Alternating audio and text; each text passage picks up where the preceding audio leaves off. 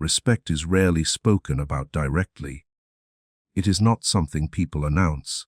It is something they respond to. In most environments, nobody sits you down and explains the rules of how you will be treated. You walk in, you take a seat, you speak, you listen, you move, you react. And while you are doing that, people are already deciding what they can do around you, what they can say to you, what they can get away with, and what they should avoid. That decision forms quickly, sometimes within moments, not because of what you say alone, but because of how you carry yourself while saying it. There is a difference between a person who speaks from stability and a person who speaks from need. There is a difference between someone who asks a question because they are curious and someone who asks a question because they want approval. People notice that difference, even if they cannot describe it clearly. Have you ever noticed how some individuals walk into a space and immediately shift the atmosphere without saying much? They do not dominate the room. They do not perform. They do not demand attention. Yet other people adjust slightly. Conversations tighten up. Jokes become more careful. People look up. The pace changes. It is subtle, but it is real. That shift is not accidental. It comes from patterns, subtle behaviors, controlled reactions, consistent presence. Some individuals do not demand respect. They create conditions where disrespect becomes difficult. They do it without lecturing anyone. They do it without threats. They do it without constantly asserting themselves. They do it through the steady signals they send, how they look at people, how long they pause before speaking, what they ignore, what they address, how they handle pressure, and what they refuse to chase. Presence is not a mysterious quality. It is the result of observable choices repeated often enough that other people begin to predict your standards. And prediction matters. Human beings are always scanning for what is safe, what is unstable, what is reactive, what is confident, what is uncertain. Not in a dramatic way. In a practical way, people want to know how careful they need to be. They want to know whether you will create problems. They want to know whether you will fold if pushed. They want to know whether your mood will change the situation. If your signals are inconsistent, people treat you as flexible. They experiment. If your signals are stable, people treat you as solid. They adapt. This is why respect is tied to perception, not force. Force can make someone comply for a moment. It can make them quiet. It can make them step back.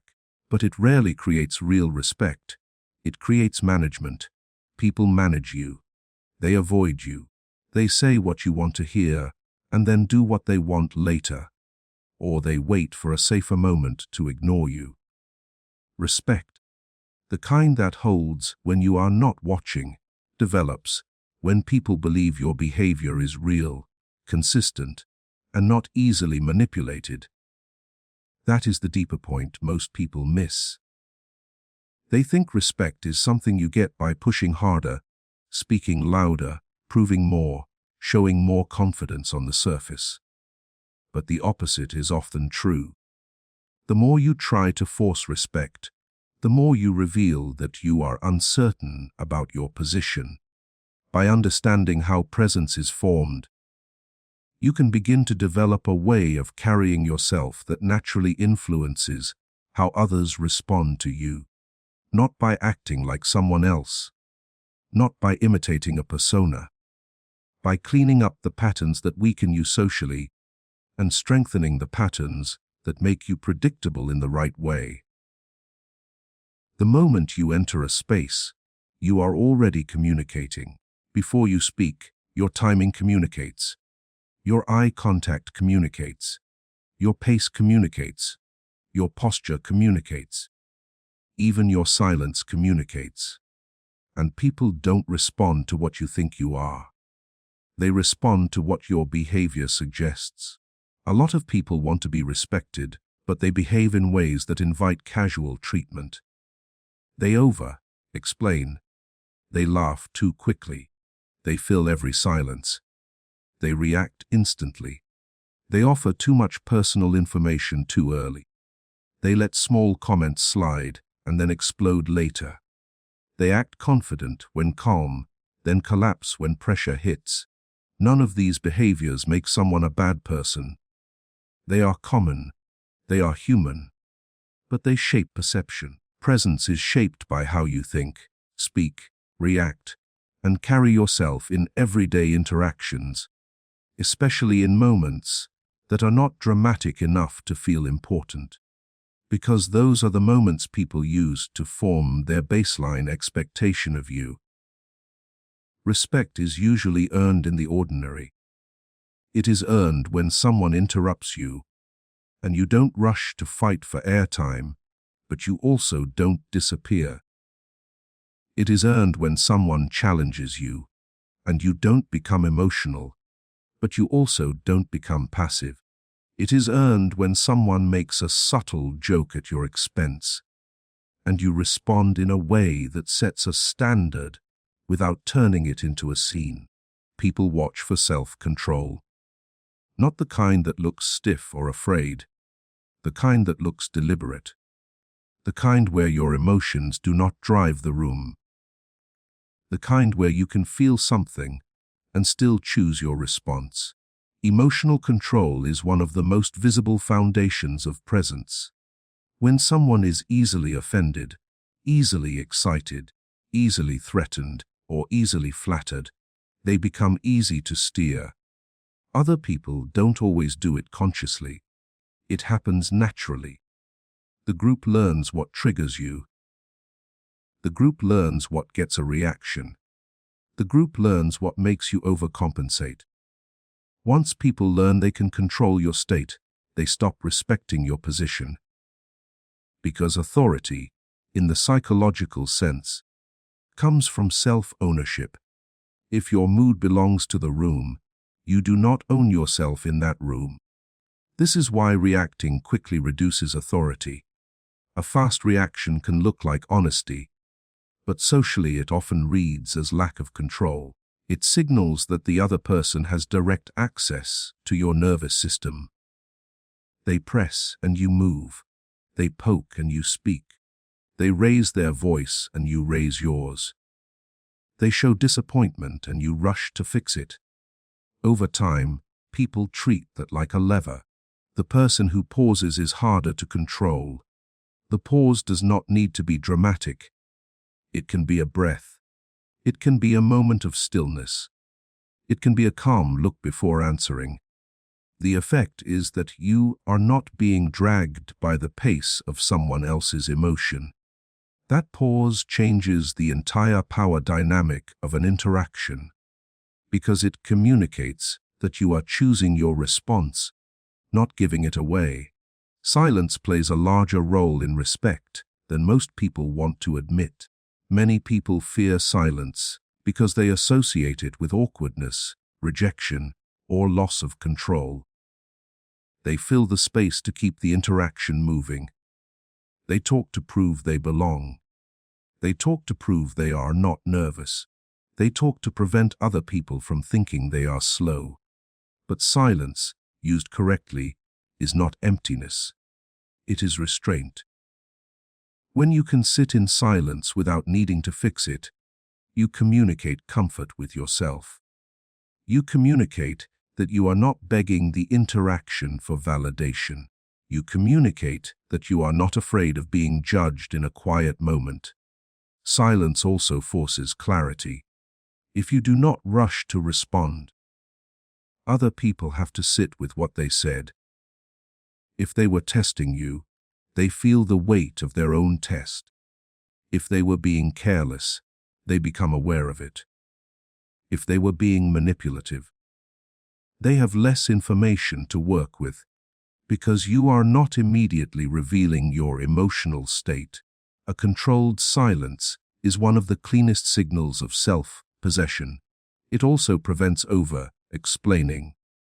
Over-explaining is one of the most common respect killers, because it communicates that you assume you will not be believed unless you provide extra reasons, extra context, extra proof, extra justification. Sometimes explanation is necessary. Communication should be clear. But over-explaining is different. Over-explaining is explanation driven by anxiety. It often sounds like you are negotiating for your own legitimacy. People sense that. If you make a simple decision and then spend 3 minutes defending it before anyone questioned it, you are telling the room that you feel vulnerable.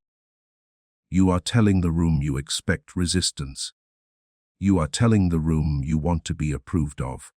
Someone with presence does not avoid explanation. They avoid pleading. They can say what they mean, give the necessary context, and stop. They let their words land. They do not chase agreement. They do not rush to soften every edge. They do not keep talking to reduce the chance of discomfort. Respect grows when your words have a clear beginning and a clear end. A person who speaks too much trains people to stop listening. A person who speaks less but more intentionally trains people to pay attention. This does not mean becoming quiet as a strategy. It means removing unnecessary speech. It means noticing how often you talk to manage your own feelings, instead of to communicate something useful.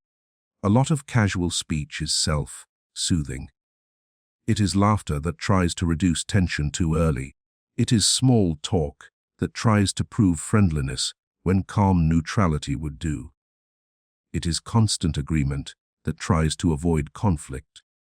It is excessive positivity that tries to prevent people from seeing your boundaries.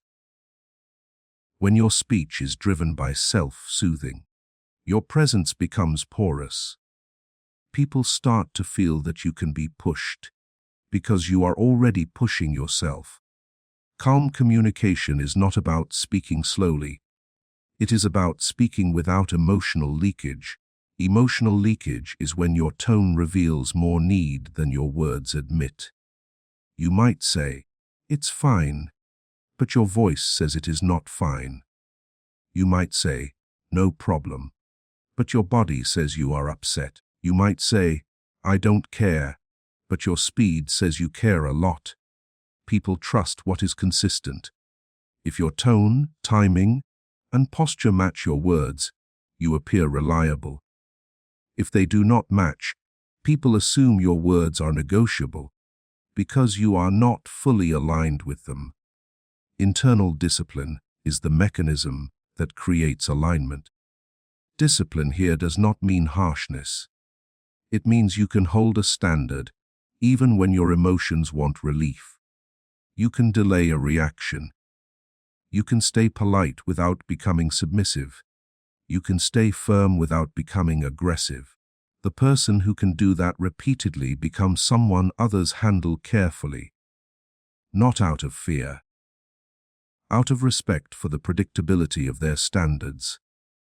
Respect is based on perception, and perception is built through repetition. People may initially misread you. They may project onto you. They may test you. But over time, your repeated behavior becomes the data they cannot ignore. If you consistently respond with composure, people stop expecting chaos from you. If you consistently speak with intention, people stop expecting you to ramble. If you consistently enforce small boundaries without hostility, people stop expecting you to tolerate careless behavior. Most people do not set out to disrespect you. They simply adjust to what seems allowed. And this is where boundaries become central. Many people think of boundaries as something you announce. They imagine a serious conversation. They imagine confrontation. They imagine listing what they will not tolerate. In reality, most boundaries are set through behavior, not conflict. If someone speaks to you in a disrespectful tone, and you immediately become loud, the interaction becomes about emotion.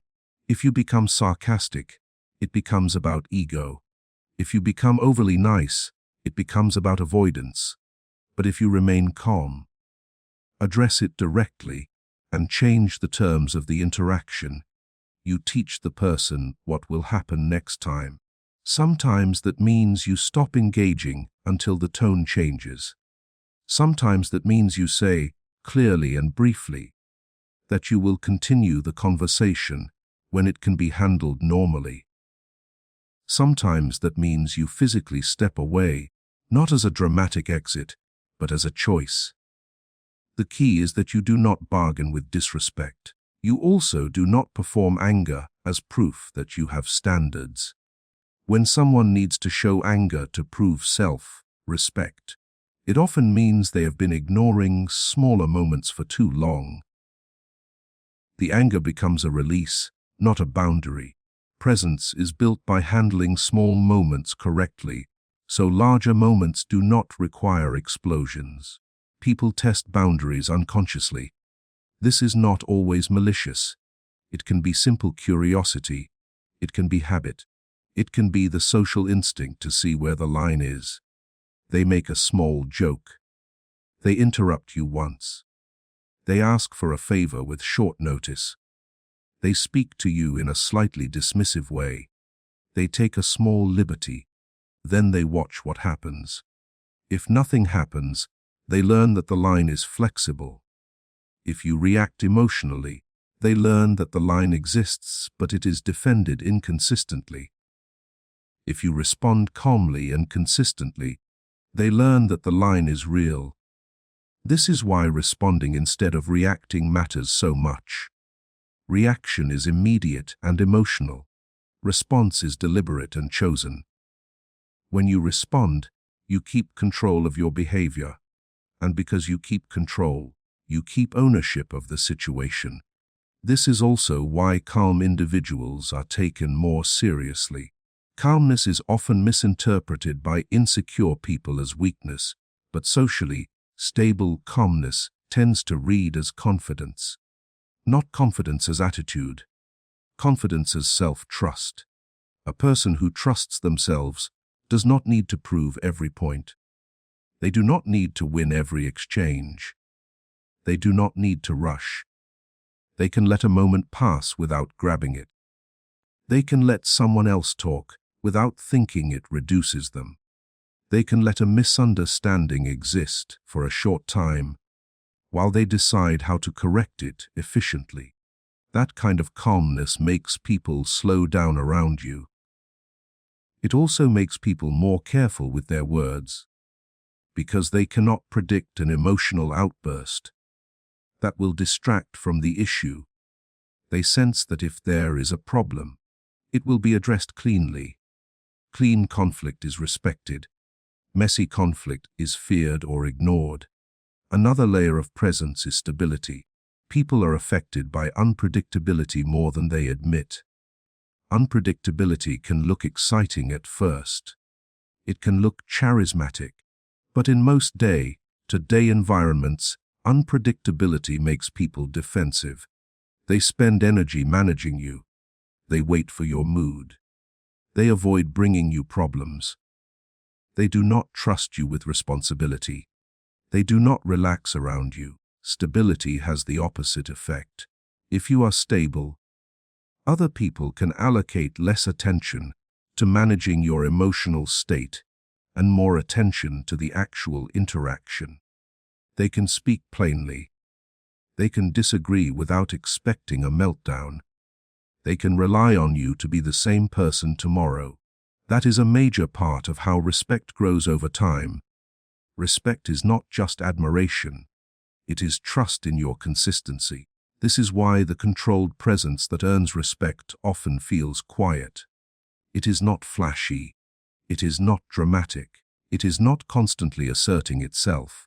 It is simply reliable. Reliable in tone. Reliable in behavior. Reliable in standards. You cannot fake that for long, because life will pressure. Test it. Pressure is where presence becomes visible.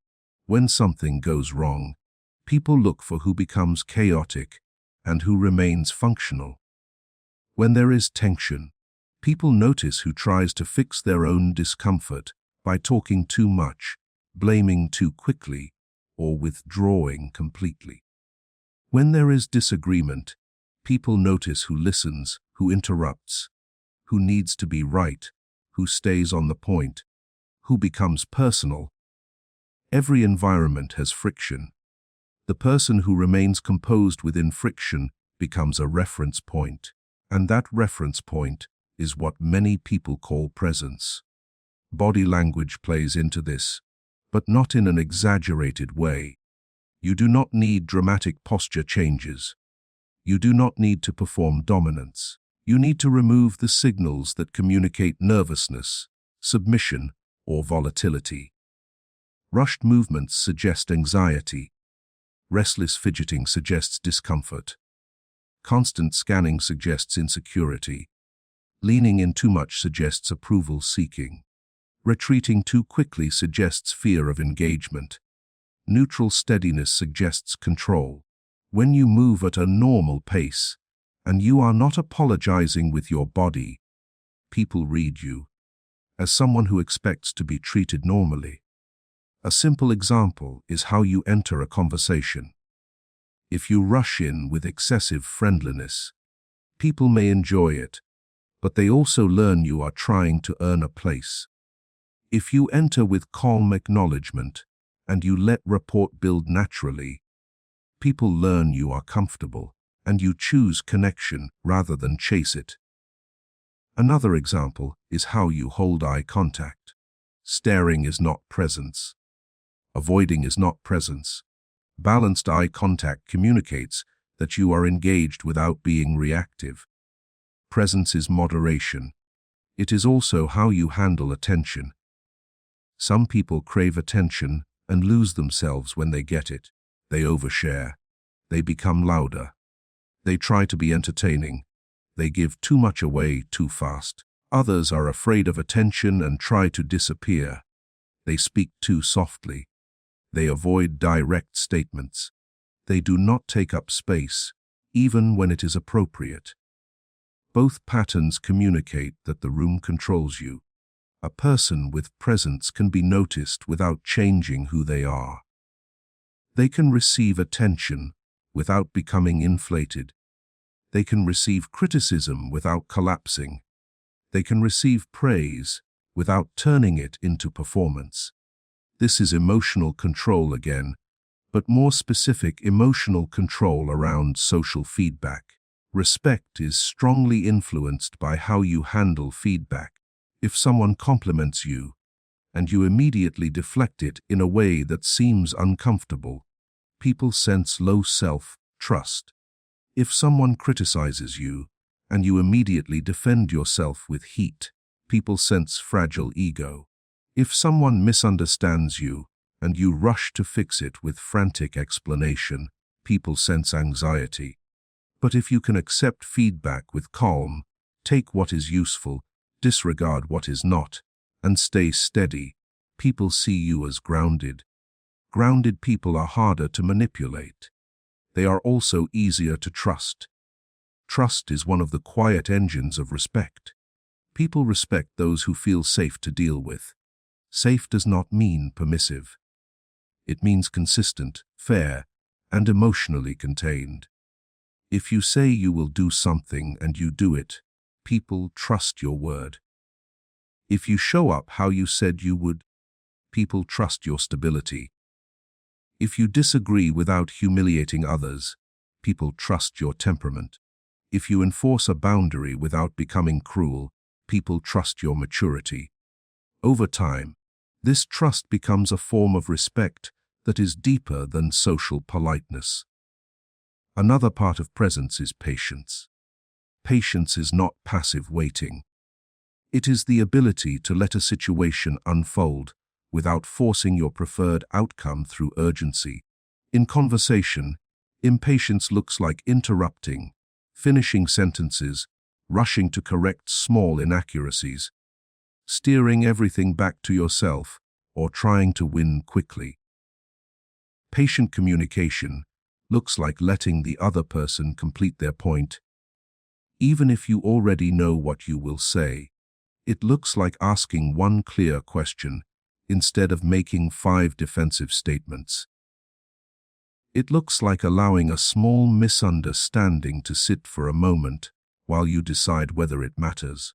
Patience creates influence because it changes the tempo. When you control tempo, you often control the interaction. Not because you dominate, but because you are not being dominated by the other person's pace. A hurried person can be pushed. A patient person is harder to rush. And people tend to respect what they cannot rush. This connects to calm decision-making. If you make decisions emotionally, you become inconsistent. One day you agree because you feel guilty. Another day you refuse because you feel irritated. One day you confront because you feel bold. Another day you avoid because you feel tired. Others cannot predict you, and unpredictability reduces trust. Calm decision-making means you decide based on principle and capacity, not immediate emotion. It means you can say yes without resentment and no without hostility. It means you can ask for time without seeming weak. It means you can delay a response when needed. A simple phrase like, "Let me think about that, and I'll get back to you," can be a sign of presence if it is said without apology and followed by action. People often try to demand respect directly. They correct people aggressively. They announce their value. They argue about tone. They try to force acknowledgement. But something else influences outcomes first. And this is where perception begins to form. If you need to demand respect, you are often dealing with the consequences of signals you have been sending for a while. You may have been inconsistent. You may have been overly flexible. You may have tolerated small disrespect and then tried to reclaim control with intensity. Intensity can work in the short term, but it also creates a reputation.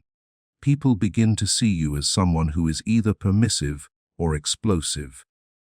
That reputation makes others cautious, but not respectful in a clean way. It makes them walk on eggshells or ignore you until you erupt again. Presence is not eggshell energy. Presence is clear energy. Clear energy is calm, direct, and stable. And clarity is built by being willing to let some moments be uncomfortable without trying to rescue them. Many people sabotage their presence by trying to keep every interaction smooth. They laugh when they do not find something funny. They agree when they do not agree. They accept blame they do not deserve. They accept invitations they do not want. They accept disrespectful timing. They do this because they want approval, or because they fear conflict, or because they want to be seen as easygoing. But being easy to be around is not the same as being respected. When you are always smoothing things over, people learn they can create friction, and you will clean it up. When you are always accommodating, people learn that your needs are negotiable. This does not mean becoming difficult. It means becoming honest in small ways. Honesty in small ways is a form of self-respect, and self-respect is the foundation of social respect. A person who does not respect themselves cannot consistently create conditions for others to respect them, because they will trade their standards for comfort. Self-respect shows up in what you tolerate. It also shows up in what you do not feel the need to prove. If you are constantly proving that you are smart, people start to question it. If you are constantly proving that you are strong, people start to look for weakness. If you are constantly proving that you are important, people start to wonder why you need to prove it. Presence often looks like the absence of proving. It looks like being able to state something plainly and allow others to have their reactions without chasing them. It looks like being able to disagree without turning disagreement into a threat. It looks like being able to walk away from a conversation that has become unproductive without making it dramatic. When you can exit a situation cleanly, you communicate that you are not trapped by the need to win, and this changes how others treat you. They realize you cannot be controlled by bait. Bait can be insults, jokes, flattery, guilt, urgency, or emotional pressure. People who are easy to bait are easy to manage. People who are hard to bait become more respected because others sense boundaries even before they are spoken. Avoiding emotional overexposure is part of this. Emotional openness can be healthy, but emotional overexposure in everyday social contexts often reads as lack of containment. When you share every frustration, every insecurity, every personal detail, you may feel relieved. But you also teach people that you do not filter. You teach people that your private world is easily accessible. Some will use that against you. Most won't. But even when it is not used against you, it changes perception. People begin to see you as someone who needs emotional processing from the room. They may like you, but they will not always respect your presence. Presence includes privacy. Privacy does not mean secrecy. It means you choose what you share and when, based on trust and relevance, not on impulse. A person with presence can be warm without being porous. They can be friendly without being eager. They can be open without being exposed. This is one of the quiet differences people feel immediately, even if they cannot name it. They feel that you have an internal boundary, and internal boundaries create external respect. As this continues, the central theme becomes clearer. Respect grows when other people experience you as steady. Steady does not mean rigid. It means you have a baseline. You do not become a different person depending on who is in the room. You do not shift your values based on social pressure. You do not become careless when comfortable and defensive when challenged.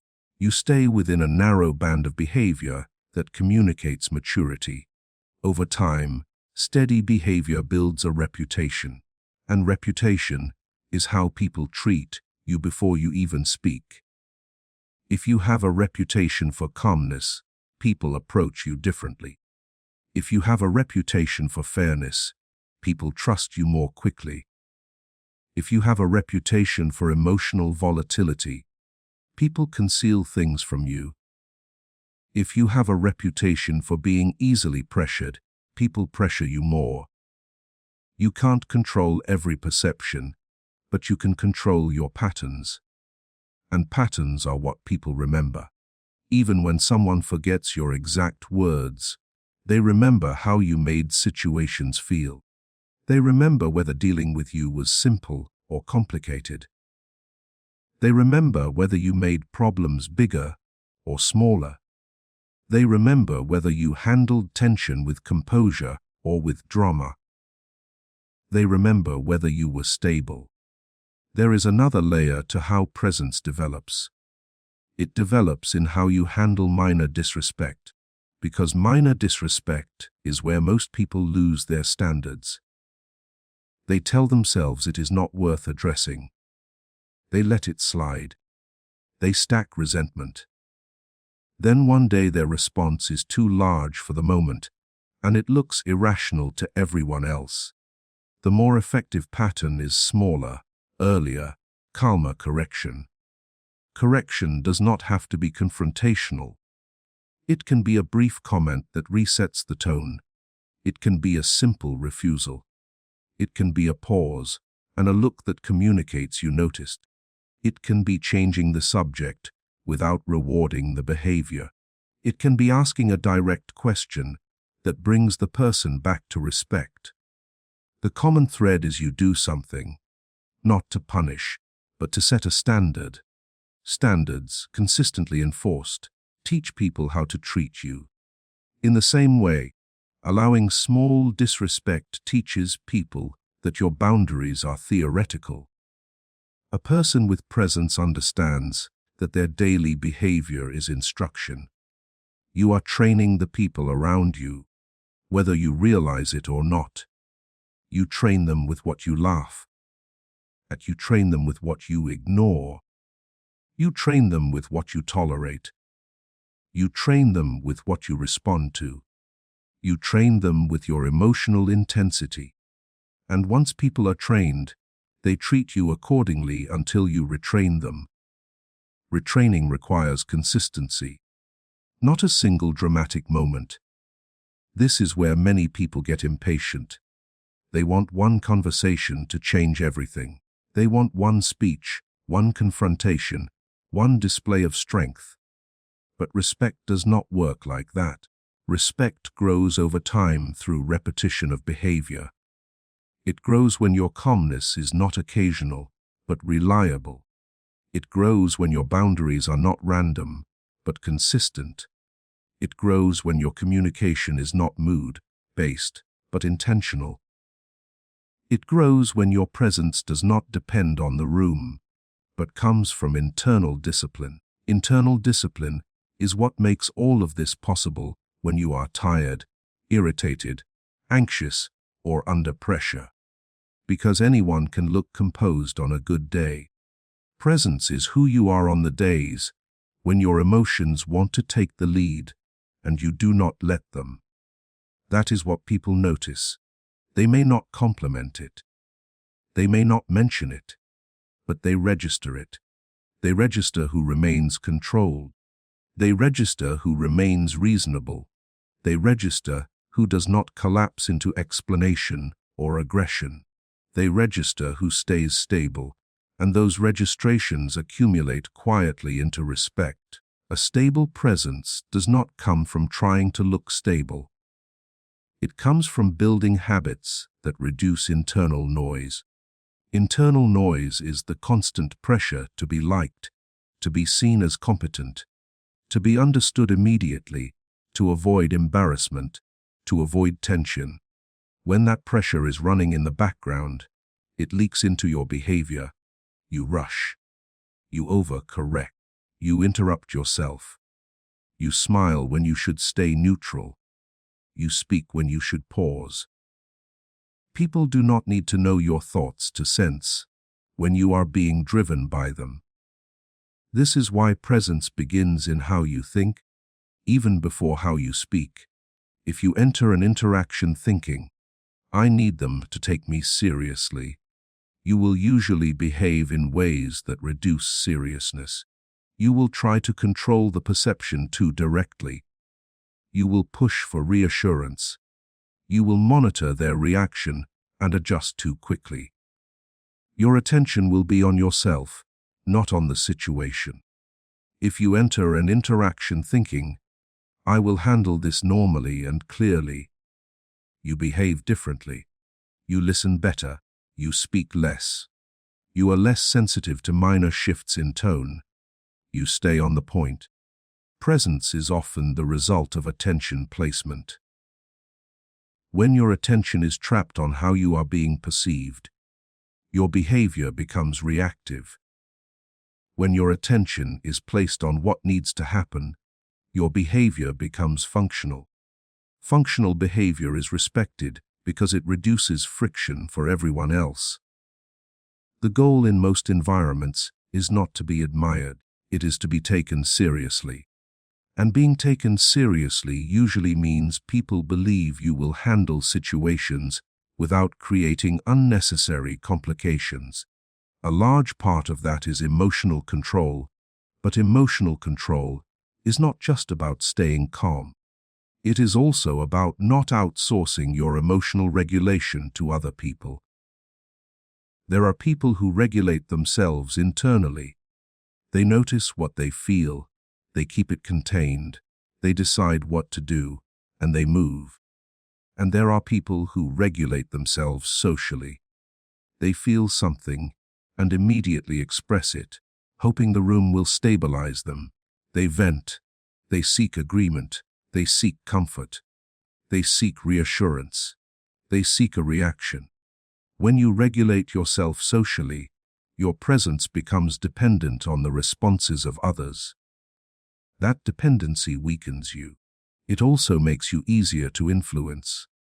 If someone can change your state with a look, a comment, a delay in a reply, or a small shift in tone, then your stability is fragile.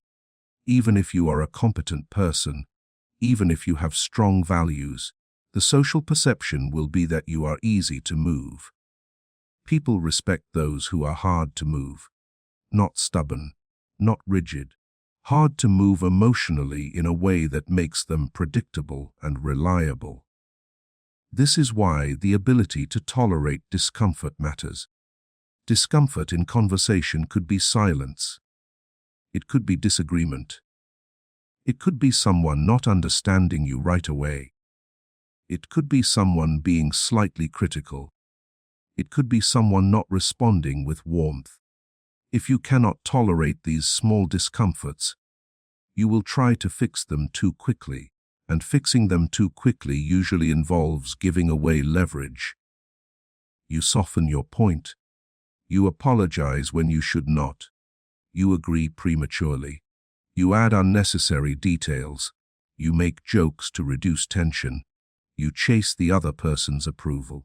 The irony is that the moment you start chasing approval, you are teaching the other person that you see them as the evaluator and you as the applicant.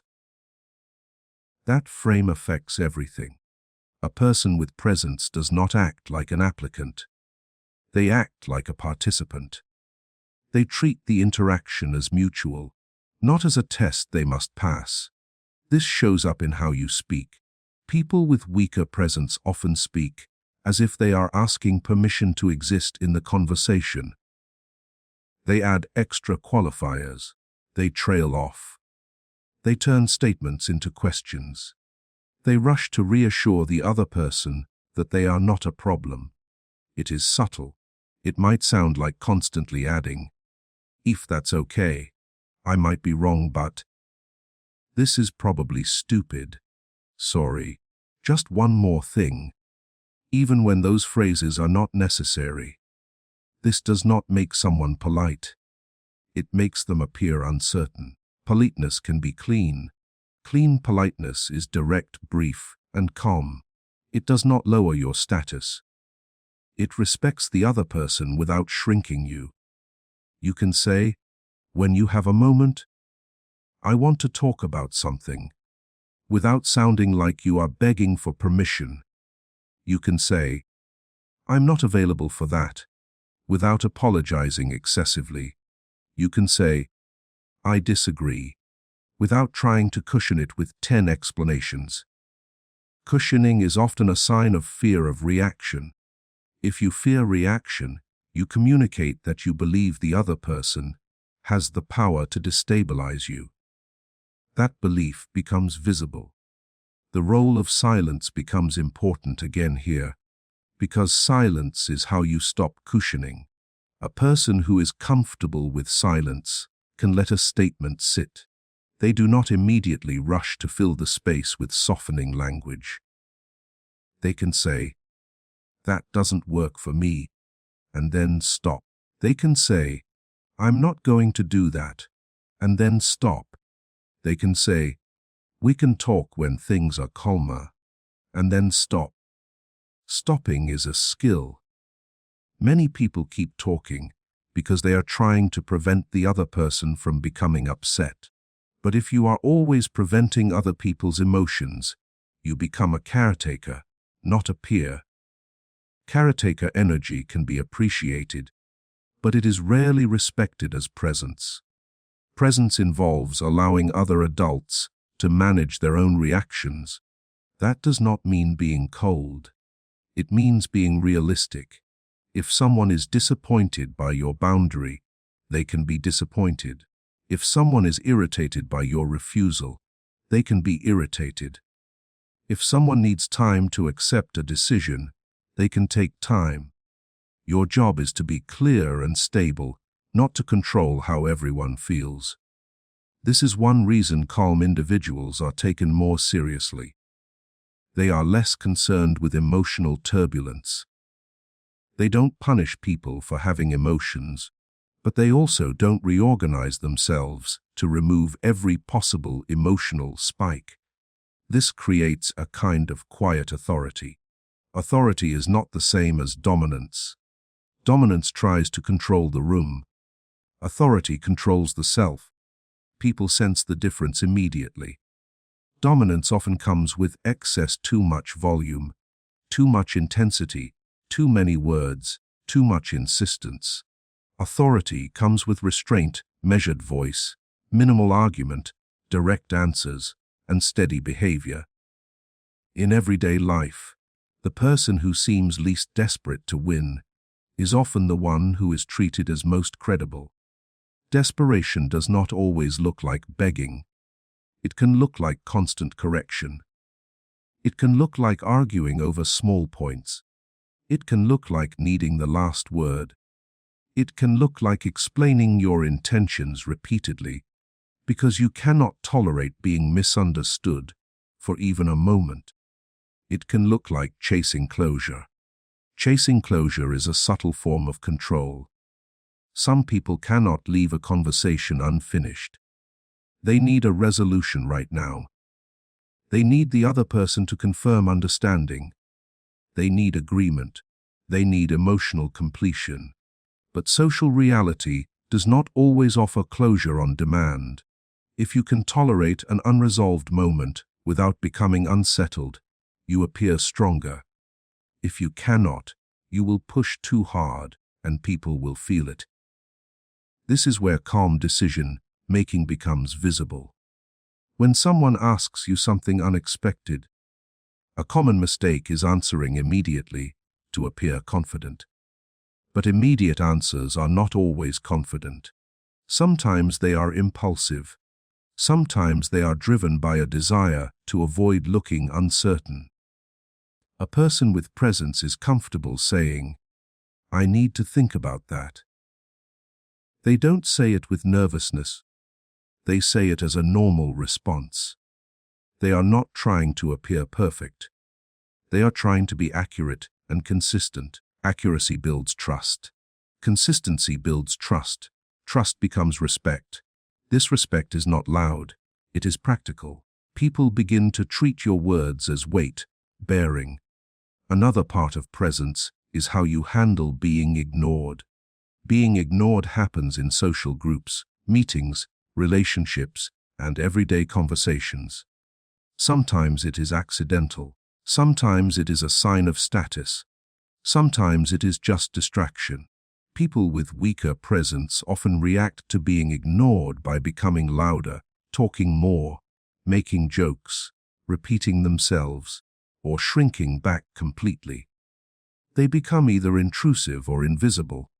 Neither response creates respect. A more controlled approach is to notice it without panic. If you are speaking and someone interrupts, you can stop and let them finish. Then you can return to your point without irritation. You can do it calmly. "I'll finish my thought," said once, without anger, often changes the pattern. Or you can pause, look at them, and then continue when space returns. The point is not to fight for attention.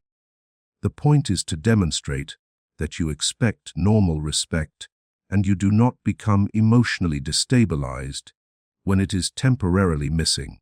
If you treat interruption like a personal attack, you look insecure. If you tolerate constant interruption without response, you look passive. Presence is the middle line. Calm correction. This applies to subtle disrespect too, like dismissive humor. If someone makes a small joke at your expense, the worst options are overreacting or performing that you're fine when you're not. Overreacting gives them control.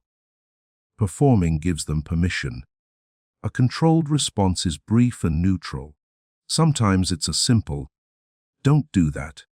Sometimes it's, keep it respectful.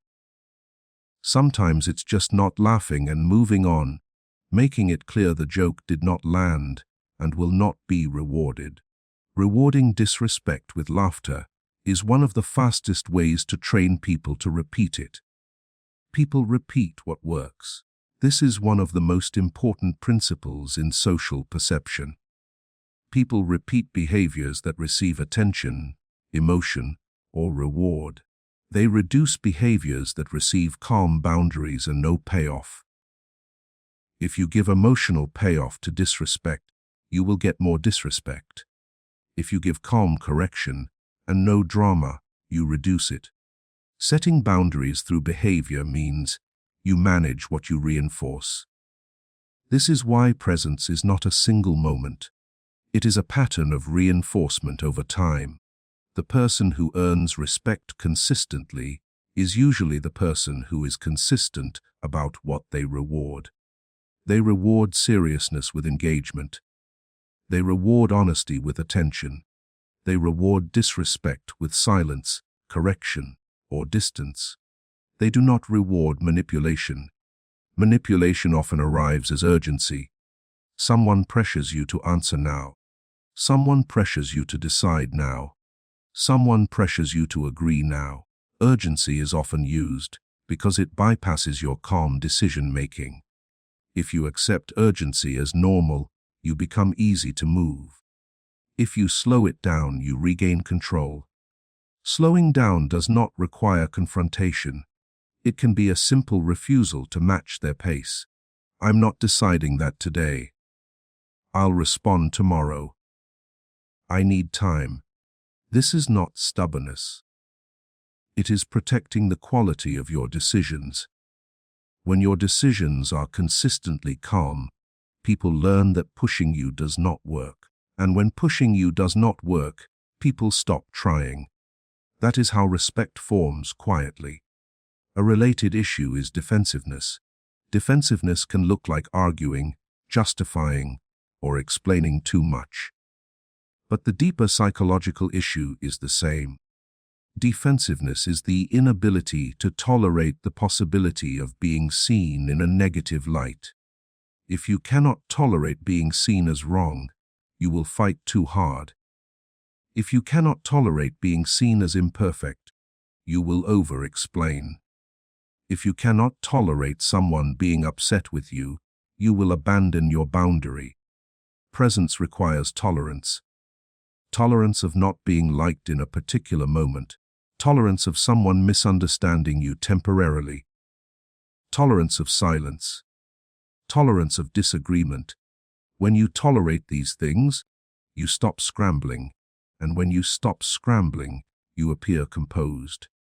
Composure is a major ingredient in respect. It's also the reason speaking less can be powerful when it is natural and not performative. When you speak less, you force yourself to choose words carefully. You also force other people to fill gaps with their own assumptions. If you are stable, those assumptions often work in your favor because stability reads as confidence. But speaking less only works when your silence is not anxious. Anxious silence looks like withdrawal. It looks like fear. It looks like hiding. Stable silence looks like thoughtfulness. The difference is in your body and your timing. If you avoid eye contact, shrink your posture, or look away too quickly, silence can read as discomfort. If you maintain normal posture, keep your attention present, and remain engaged, silence reads as control. Control is what people respect, especially when others are losing theirs. This is where emotional control becomes more than a personal trait. It becomes a social signal. When someone is angry, many people either become angry back or become submissive. Both responses give the angry person control. A calm person can acknowledge anger without absorbing it. They can say, "I hear you," without agreeing. They can say, "Lower your voice," without raising theirs. They can say, "We can continue when this is calmer," and actually mean it. The key is that their behavior does not change to match the other person's intensity. Matching intensity is one of the most common ways people lose respect. If someone becomes sarcastic and you become sarcastic back, the exchange becomes childish. If someone becomes aggressive and you become aggressive back, the exchange becomes a contest. If someone becomes emotional and you become emotional back, the exchange becomes a spiral. Respect grows when you can stay adult while others regress. Not in a condescending way, in a functional way. This does not mean tolerating abuse. It means responding from choice. The ability to respond from choice also depends on your internal preparation. Many people expect presents to appear spontaneously. They wait until the moment arrives and then try to act composed. But if your nervous system is untrained, the moment will control you. Training is not a dramatic process. It's repetition. It is practicing slower responses. It is practicing neutral facial expression when you are provoked. It is practicing brief answers without extra explanation. It is practicing leaving a message on read when you don't have a response yet. It is practicing saying no without apology. Each of these small behaviors builds a larger identity, someone who does not get pulled. And when that identity becomes real, people feel it. They begin to approach you differently because they expect you to be difficult to manipulate and clear to communicate with. The way you handle small requests is another place presence is either built or weakened. If someone asks you for something and you immediately agree, not because you want to but because you feel pressure, you teach them that your time is open by default. If you later become resentful, that resentment will leak into your tone and behavior. People will feel it and either ignore it or criticize you for it. A person with presence treats their time as something they allocate deliberately. They can still be generous, but their generosity is chosen, not extracted. When you give from choice, you do not need recognition to feel balanced. When you give from pressure, you often seek repayment indirectly through emotional signals, which makes interactions complicated. Complicated people are often not respected, even if they are liked. Presence tends to be simple. Simple does not mean easy. It means clear. Clear about what you can do. Clear about what you cannot do. Clear about what is acceptable. Clear about what will happen if it is not. This clarity does not require speeches. It requires repeated small actions. Consistency is the backbone. If you are calm sometimes and reactive other times, people will wait for the reactive version of you. They will not trust the calm version. They will assume it is temporary. If you set a boundary once and then ignore it later, people will treat the boundary as negotiable. If you speak intentionally one day and then overshare the next, people will not know what to expect. Inconsistency makes people test more, not because they want to disrespect you, but because they are trying to map the rules. A stable person makes the map easy. This is the psychological effect of stability. It reduces uncertainty for others. Humans are uncomfortable with uncertainty. In social settings, uncertainty creates testing, gossip, avoidance, and subtle competition. People try to figure out where they stand. If your behavior is stable, people can relax. They can interact with you without scanning for emotional traps. That relaxation often turns into respect, because you become someone who improves the environment simply by being contained. Contained does not mean closed. It means your emotions do not spill everywhere. It means you don't put your internal conflicts on other people unless there is a real reason. Avoiding emotional overexposure matters here again, especially in group settings. If you regularly vent, complain, or display frustration publicly, you may feel like you are being authentic, but the group will quietly start treating you as someone who carries emotional weight. They may listen.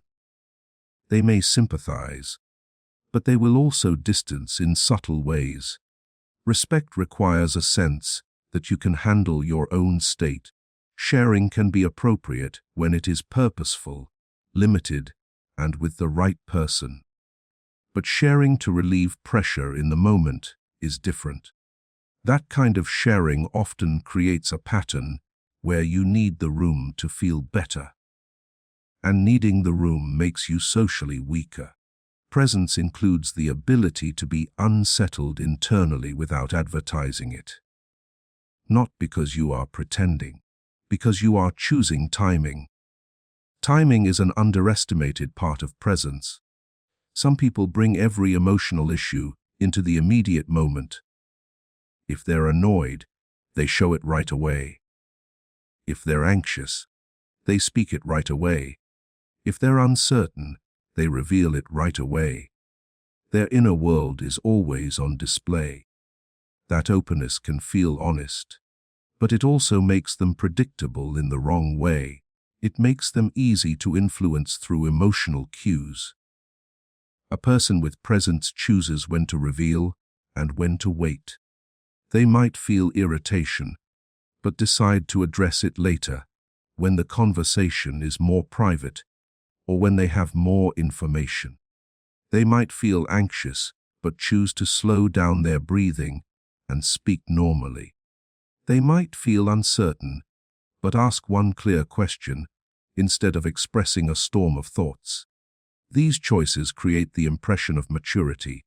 Maturity is respected because it signals safety and competence. Another component of presence is not taking things personally too quickly. Taking things personally is a form of cognitive narrowing. It makes everything about you. It makes neutral events feel like judgments.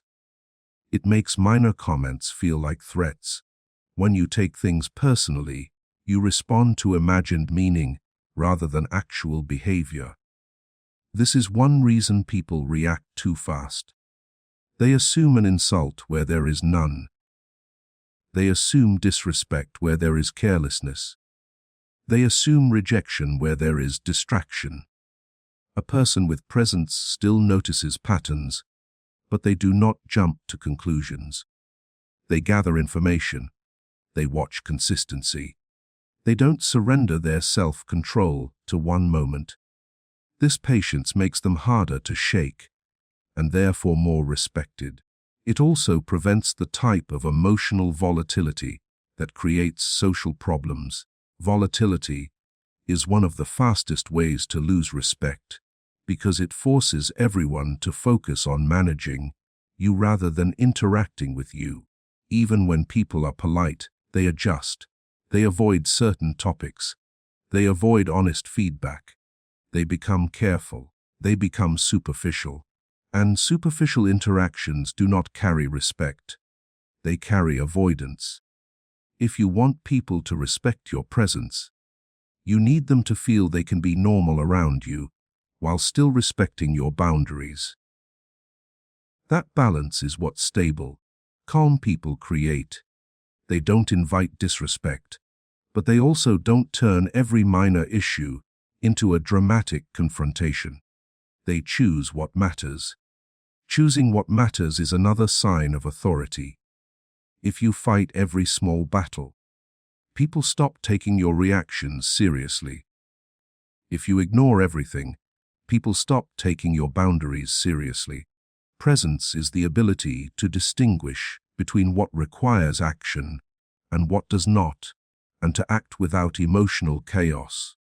This is where you begin to notice the relationship between authority and selectivity.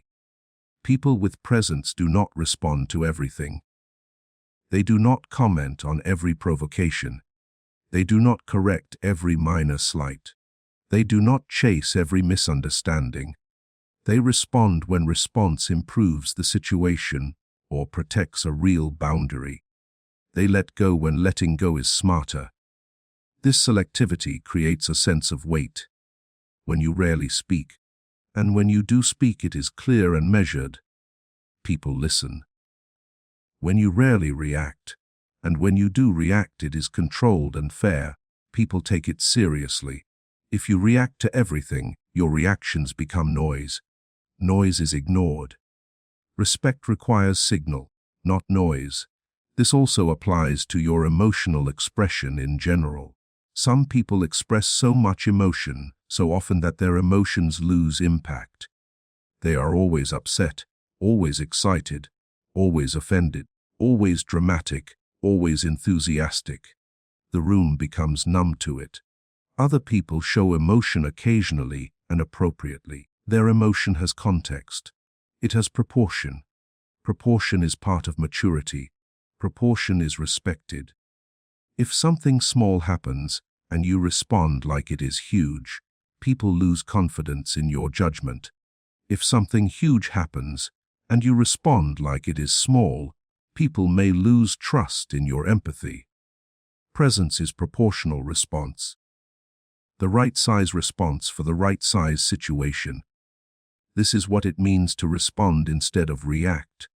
A reaction is often too large or too fast. A response is the appropriate size and timing. Appropriate timing includes not responding when you are flooded. Emotional flooding is when your nervous system is too activated to think clearly. If you speak while flooded, you will often say too much, reveal too much, or become sharp. A person with presence notices flooding and delays. They don't delay by disappearing. They delay by controlling the interaction. They might say, "I'm going to take a moment before I respond." They might say, "Let's pause this and return to it later." They might say, "I'm not having this conversation in this tone." Then they follow through. Following through matters. If you say you will take a moment and then you come back frantic, the delay did not help. If you say you will address something later and then you never do, your words lose value. This is why trust and respect are linked. Trust is built when your words reliably predict your actions. If you consistently do what you say, people stop challenging you as much. They may still disagree, but they stop doubting whether you mean what you say. Doubt invites testing. Clarity reduces testing. Testing is exhausting, so people naturally respect and prefer those who reduce uncertainty. This is also why calm people are often treated as leaders, even without a title. It is not because they are louder. It is because they reduce chaos. Chaos reduction is valuable in any group. If you want your presence to be respected, you should pay attention to whether you increase or decrease chaos. Chaos can be emotional. It can be informational. It can be social. Emotional chaos is unpredictable moods, sudden intensity, frequent frustration. Informational chaos is unclear speech, rambling, contradictions, constantly changing decisions. Social chaos is gossip, triangulation, passive aggression, forcing people to choose sides. A person with presence tends to reduce all three. They speak clearly. They keep their emotional state contained. They address issues directly when necessary. They don't drag other people into conflicts unnecessarily. They don't spread confusion. Even their disagreements are clean. Clean disagreement is one of the strongest demonstrations of presence. You can disagree without attacking. You can disagree without insulting. You can disagree without trying to dominate. You can say, "I see it differently," and then present your point, and then stop. Then you let the other person respond. You don't keep pushing until they surrender. Surrender is not respect. If you force someone to surrender, they may comply, but they do not respect you. They resent you or avoid you. If you allow someone to keep their dignity While you maintain your stance, they may not agree, but they respect your stability. This is also where tone matters. A calm tone is not soft. It is controlled. Some people use an artificially soft tone to avoid conflict. That tone can sound like fear. A controlled tone is steady. It is not rushed. It is not shaky. It is not seeking approval. It is also not condescending. Condescension is another way people lose respect because it reveals insecurity disguised as superiority. True presence does not need superiority. It needs self-respect. Self-respect is expressed through calm firmness. One practical element of calm communication is reducing filler. Not filler words in a perfectionist sense, but filler behavior. Filler behavior is when you add extra apologies, extra laughter, extra explanations, extra compliments, extra reassurance, simply to smooth the interaction. It might feel polite, but it often communicates that you are nervous about how you are being received. When you remove filler, you become more direct. Directness makes people feel they are dealing with an adult. Adults are respected. Children are managed. If you present yourself like someone who needs constant reassurance, people will manage you. If you present yourself like someone who can handle normal tension, people will respect you more. There is another subtle factor: how you handle other people's attempts to pull you into their emotional frame. Some people communicate in a way that tries to force you to match them. If they're anxious, they speak quickly and want you to reassure them quickly. If they're angry, they speak sharply and want you to become sharp back. If they're excited, they want you to match their excitement. Matching can build rapport, but if you match automatically, you become adjustable. Presence involves choosing when to match and when to hold your baseline. You can acknowledge someone's emotion without adopting it. You can say, "I understand this is frustrating," while remaining calm. You can say, "I can see you're excited," while staying measured. You don't need to mirror to be connected. Connection built through authenticity is stronger than connection built through emotional mimicry. This also protects you from being pulled into conflict cycles. Many conflicts are not about the issue. They are about emotional contagion. One person escalates, the other matches, and the issue becomes secondary. A person with presence does not allow the issue to become secondary. They keep the issue in focus. They also know when the issue cannot be discussed because the emotional state is too unstable. In those moments, presence looks like disengagement without hostility. Disengagement can be as simple as, "We'll talk later," and then actually ending the exchange. This is not avoidance when it is used strategically. It is boundary enforcement through behavior. It teaches people that emotional escalation does not buy them more access to you. Over time, this changes how people approach you. They become more likely to speak calmly because they know intensity will not work. That is a form of respect. It is not dramatic, it is practical. It is the respect of someone who is not easily controlled, and that is what many people are really responding to when they say someone has presence. They are responding to self-governance. Self-governance shows up everywhere. It shows up in whether you check your phone compulsively during conversation. It shows up in whether you appear restless and distracted. It shows up in whether you listen without planning your next statement. It shows up in whether you can stay still for a moment without fidgeting. It shows up in whether you can let someone finish speaking even when you disagree. These are small behaviors, but they create a consistent signal you are not scattered. Scattered people are not usually respected because they seem unreliable.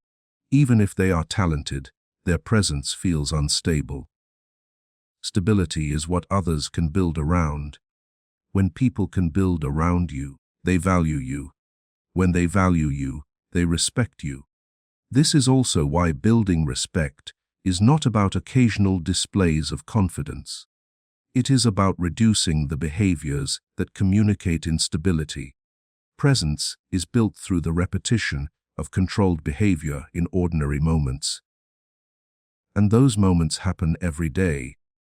One of the biggest misunderstandings about respect is the idea that it is granted for who you are, rather than how you operate. People may like your personality. They may enjoy your humor. They may appreciate your kindness. But respect tends to attach to something more structural. It attaches to what people can count on. If your behavior is easy to predict in the right ways, people relax around you. They stop scanning for volatility. They stop preparing for awkwardness. They stop preparing for sudden neediness or sudden aggression. They feel that interactions with you have a stable shape. That stable shape becomes your presence. Presence is partly about what you do, but also about what you do not do. People notice when you do not rush. People notice when you do not compete for attention. People notice when you do not react to bait. People notice when you do not explain yourself into a corner. People notice when you do not shift your personality to match the room. This absence of unnecessary behavior creates space, and space is often interpreted as confidence. Not confidence as arrogance. Confidence as a lack of internal scrambling. Internal scrambling is what undermines many capable people. They can be intelligent, skilled, experienced, and still be treated casually because their nervous system shows itself too easily. They broadcast uncertainty through small habits, over-apologizing, smiling at the wrong time, changing their words mid-sentence, asking for permission when it isn't required, or repeating themselves to be sure they were heard. It is not that these behaviors are morally wrong. It's that they teach people a pattern: you can be pushed, you can be rushed, you can be redirected. And once a pattern is learned, it becomes the default. Respect is, in many ways, the social reward for self-management. If you manage yourself well, other people don't feel the need to manage you. And when they don't feel the need to manage you, they tend to respect you more. This becomes clearer when you observe how people respond to emotional inconsistency. If someone is friendly one day and cold the next, people become cautious. If someone seems confident, but then becomes defensive when questioned, people become doubtful. If someone is agreeable until a limit is reached and then explodes, people become careful in a way that is not admiration. It is avoidance. Avoidance is often mistaken for respect. Someone might stop challenging you because they don't want the headache, but that is not respect for your presence. That is a desire to stay out of your emotional range. Real respect is quieter. It looks like people speaking to you directly. People listening when you speak. People assuming you can handle responsibility. People adjusting their behavior without you needing to correct them repeatedly. To build that kind of respect, you have to become consistent at the level that matters most: your reactions. A reaction is where your internal state becomes public. If your reaction is sharp, people remember sharpness. If your reaction is anxious, people remember anxiety. If your reaction is calm, people remember calm. Over time, your reaction style becomes your social identity. You cannot control every situation, but you can control your reaction style more than most people believe. Not perfectly, but enough to create a reliable impression. The first part of this is noticing the gap between stimulus and response. Most people experience the world as stimulus equals reaction. Someone says something, they feel something, they respond immediately. Presence is built when you expand the gap. In that gap, you can choose. Choice is the foundation of control, and control is what people interpret as authority. This is why reacting quickly reduces authority. A fast reaction often reads as compulsion. It suggests the situation is controlling you. A slow, deliberate response suggests you are controlling yourself. And in social environments, self-control is often more influential than forcing control on others. Another subtle factor is how you handle your own mistakes.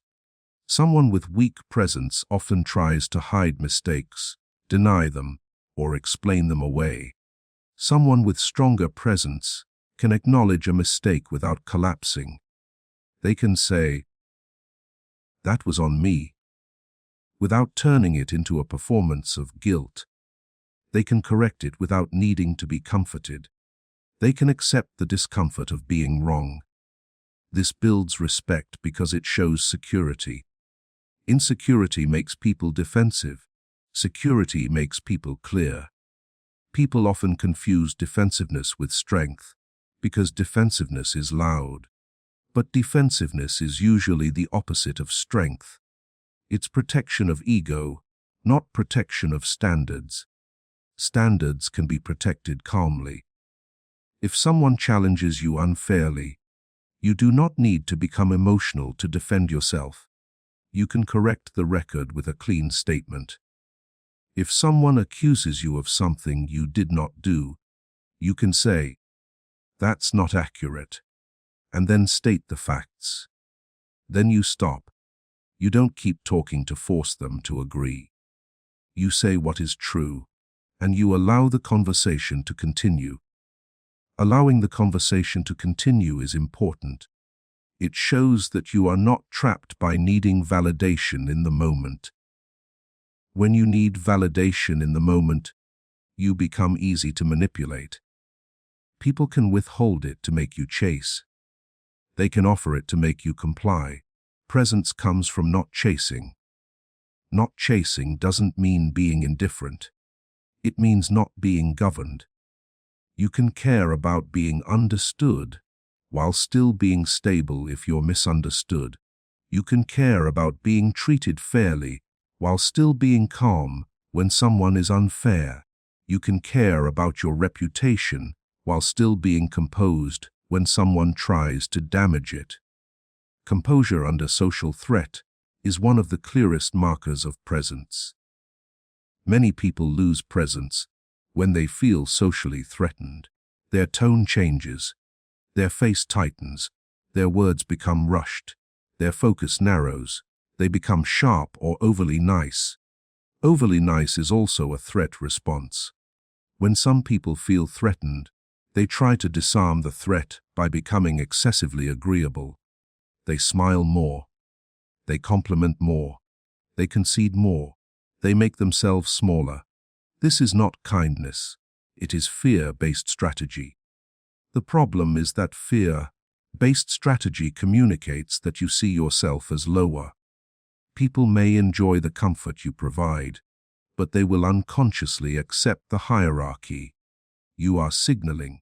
Presence is partly the refusal to place yourself lower to prevent discomfort.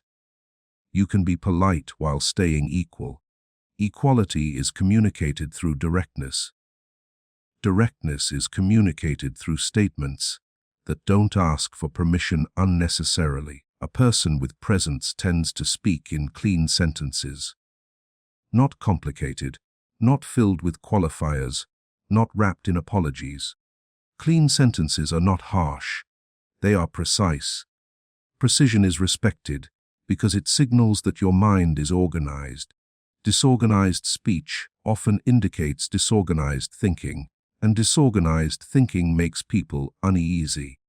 This is why speaking less, but more intentionally changes perception. If you talk less, you have fewer chances to contradict yourself, overshare, or reveal anxiety. If you talk intentionally, your words start to carry weight. Weight comes from restraint. Restraint also shows up in how you handle humor. Humor can build connection, but it can also weaken presence if it becomes a constant tool to reduce tension. Some people make jokes whenever they feel exposed. They make jokes when they don't know the answer. They make jokes when they are being corrected. They make jokes when the conversation gets serious. This type of humor is not confidence. It is avoidance. If you always escape seriousness with humor, people learn that you cannot be relied on in serious moments. Presence includes the ability to stay serious without discomfort. It includes the ability to sit with tension without needing to dissolve it. That's where silence becomes a tool again. Silence is not only a pause before speaking, it is also a refusal to perform. If someone says something provocative, silence can be a way to show that you are not going to participate in a low-quality exchange. You don't need to announce it. You just don't reward it. When you don't reward certain behaviors, you shape the social environment around you. That shaping is influence. Influence is often mistaken for persuasion, but in many cases it is simpler. It is the ability to affect what behaviors occur around you. If people become more careful, more respectful, more direct, more mature when you are present, you are influencing the environment through your standards. Standards are communicated through what you allow to continue. A boundary is not only what you say no to, it is what you do not engage with. If someone tries to pull you into gossip, you can decline without judgment. If someone tries to escalate conflict, you can slow it down. If someone tries to disrespect you casually, you can address it briefly or remove your attention. Attention is a form of currency. Where you place your attention teaches people what works. Many people give too much attention to disrespect because it feels urgent. They argue, they defend, they explain, they try to force understanding, but attention can be used differently. Sometimes the most effective boundary is not debate, it is removal of access. Removal of access can be physical, it can be emotional, it can be conversational, it can look like ending a call, it can look like not responding until the tone changes. It can look like refusing to discuss certain things in certain conditions. The important part is that it is done calmly. Calm removal of access creates a clear consequence without drama. Drama often becomes the real reward. If every time someone pokes you, you explode, they are still controlling your state. Even if you win the argument, you are being moved. If every time someone pokes you, you become anxious and over-explain, they are still controlling your state. The person with presence does not give their state away. This is why responding instead of reacting is not just good manners. It is strategic self-ownership. It also connects to the psychological effect of unpredictability versus stability. Unpredictability makes people cautious, but not in a respectful way. They start to manage you with flattery, avoidance, or superficial politeness. They do not tell you the truth. They do not bring you real problems. They do not trust you with delicate matters. They keep interactions shallow. Stability invites truth. When people believe you will respond proportionally, they can speak more honestly. This is a form of respect that is deeper than surface-level politeness. It is the respect of someone who is safe to be real with. Safe does not mean permissive. Safe means emotionally controlled. A person can be emotionally controlled and still be firm. In fact, firmness is more effective when it is emotionally controlled. Emotionally uncontrolled firmness becomes aggression. Emotionally controlled firmness becomes authority. Authority does not need constant reinforcement. It is reinforced by repetition. Repetition is how you become credible. Credibility is how you become respected. One reason people struggle to build respect is that they change their behavior depending on how they feel that day. If they are confident, they speak clearly. If they are tired, they become passive. If they are stressed, they become irritable. If they are anxious, they become overly agreeable. Everyone has emotional variability, but presence means you narrow the range of how much that variability changes your outward behavior. You might feel different inside, but your outward behavior stays within a reliable band. That reliability is what other people learn to trust. Trust is not only about honesty, it is about predictability. If you say you will handle something and you handle it, that builds trust. If you say no and you mean no, that builds trust. If you say you will follow up and you follow up, that builds trust. If you treat people consistently regardless of mood, that builds trust. The trust then becomes respect because people see that your behavior is not performative. Performative behavior is easy to spot over time. A person might act calm when it benefits them, but become reactive when challenged. A person might act confident when they have support, but become anxious when alone. A person might act principled in public, but become flexible in private. These inconsistencies create doubt. Doubt erodes respect. Presence comes from being the same person in different conditions. Not identical in expression, but consistent in standards. Standards include how you treat others. Respect for your presence is also shaped by how you handle power. Power can be social status, authority at work, expertise, physical presence, or simply being in a group where others seek your approval. Some people lose respect by abusing power. They become sarcastic. They become dismissive. They talk down to others. They use their advantage to win small moments. That behavior can force compliance, but it usually creates resentment and silent disrespect. Other people lose respect by refusing to own power. They avoid decisions. They avoid responsibility. They pretend to be harmless. They let others steer everything and then complain privately. That behavior creates a different kind of disrespect. People don't respect someone who refuses to stand behind their own role. Presence includes the ability to hold power responsibly when you have it, and the ability to hold self-respect when you don't. In both cases, emotional control is central. If you have power and you are emotionally reactive, people fear you or try to manipulate you. If you lack power and you are emotionally reactive, people ignore you or pity you. If you have power and you are emotionally stable, people trust you. If you lack power and you are emotionally stable, people still respect you because they see you are not defined by status. This is an important point. Respect is not only given to those with authority, it is given to those with self-governance. Self-governance shows up in how you handle friction without making it personal.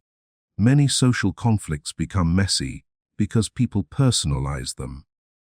They interpret disagreement as disrespect. They interpret feedback as attack. They interpret boundaries as rejection.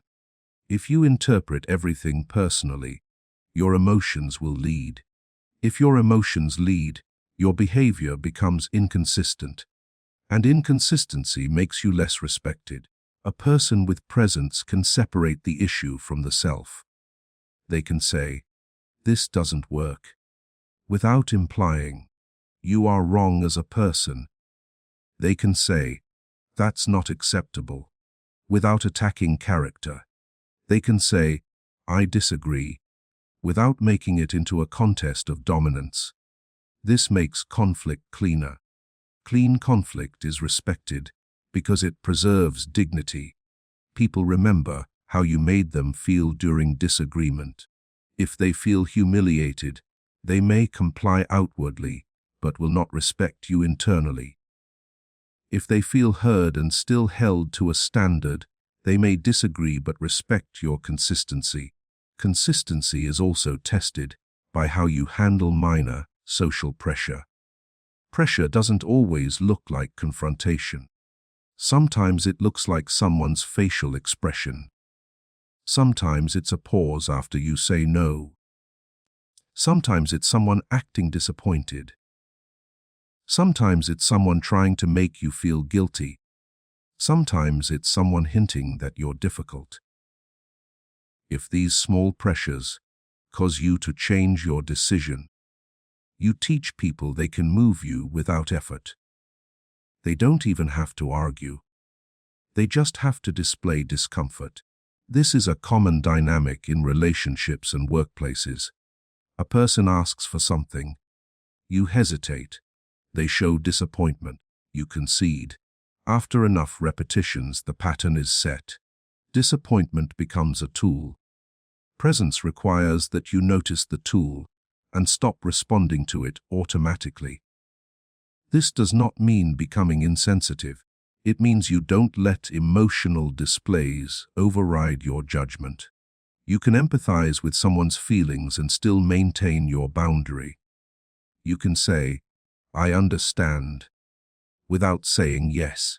The ability to do that is one of the clearest forms of maturity. Maturity is respected. Another way respect is weakened is through inconsistency in self-presentation.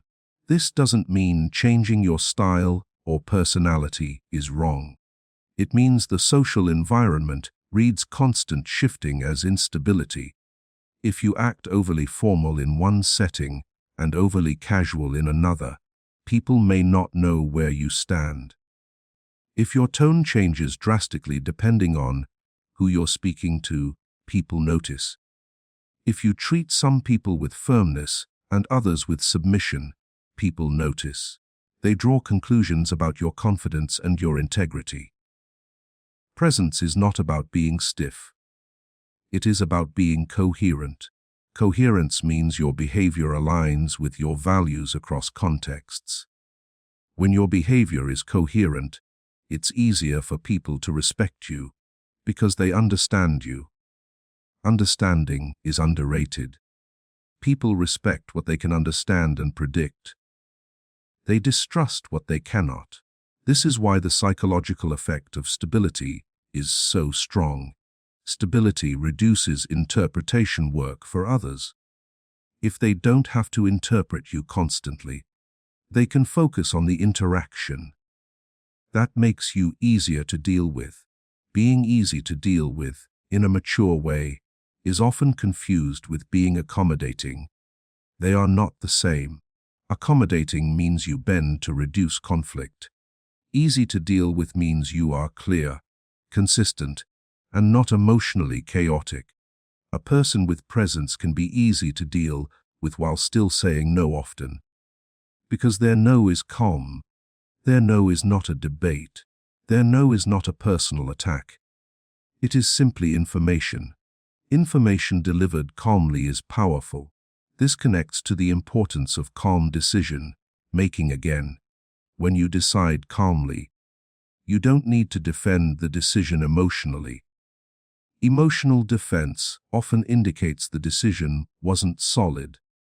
If you say yes while feeling resentment, you'll defend your yes later by complaining. If you say no while feeling guilt, you'll defend your no later by over-explaining. A calm decision reduces the need for emotional cleanup. Emotional cleanup is exhausting. It also reduces respect because people feel the instability underneath. Presence is reduced when people sense that your decisions are not settled inside you. Settled decisions do not require constant justification. They are stated and then lived. This is why avoiding over-explaining is so important. Over-explaining is often a sign that you don't trust your own right to decide. You are trying to earn permission after the fact. A person with presence assumes their right to decide and treats explanation as optional, not required. They give the amount of explanation that is appropriate for the context. In a workplace, you might need to explain reasoning for alignment. In a relationship, you might explain to maintain connection. But you explain with clarity, not with pleading. Pleading sounds like anxiety.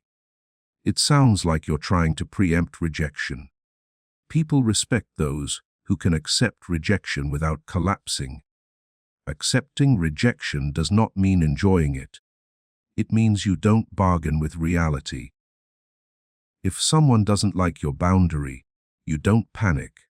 If someone disagrees with your choice, you don't rush to undo it.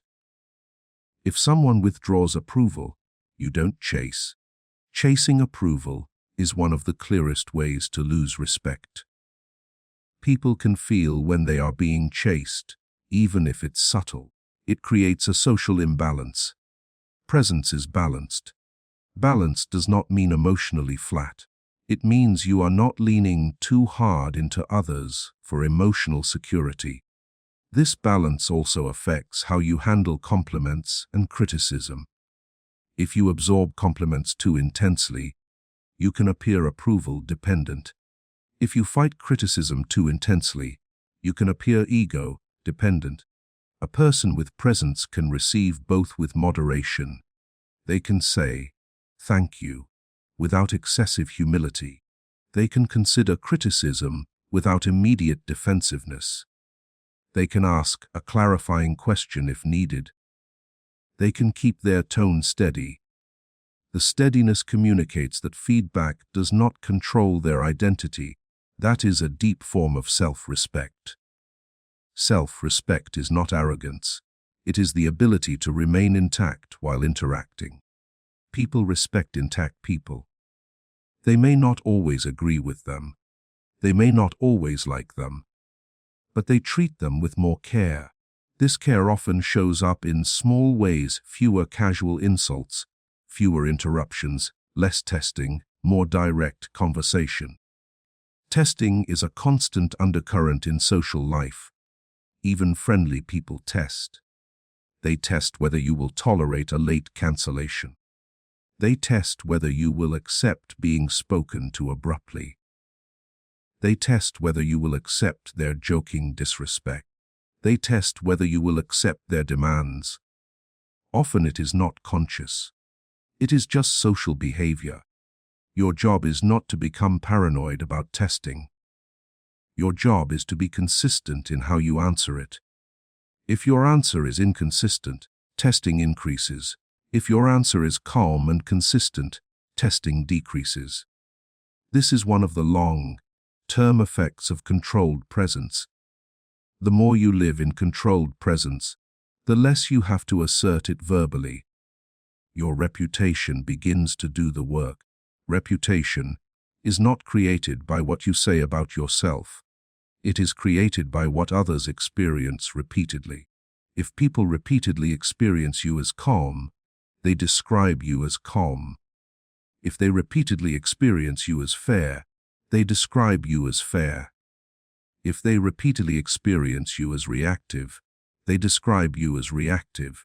If they repeatedly experience you as flexible under pressure, they describe you as easy to push.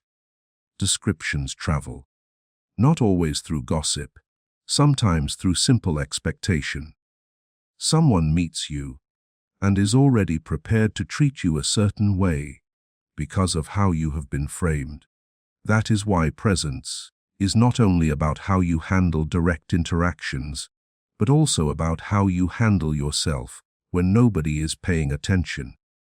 If you build habits of self-control in private, you don't have to perform self-control in public. Performance is fragile.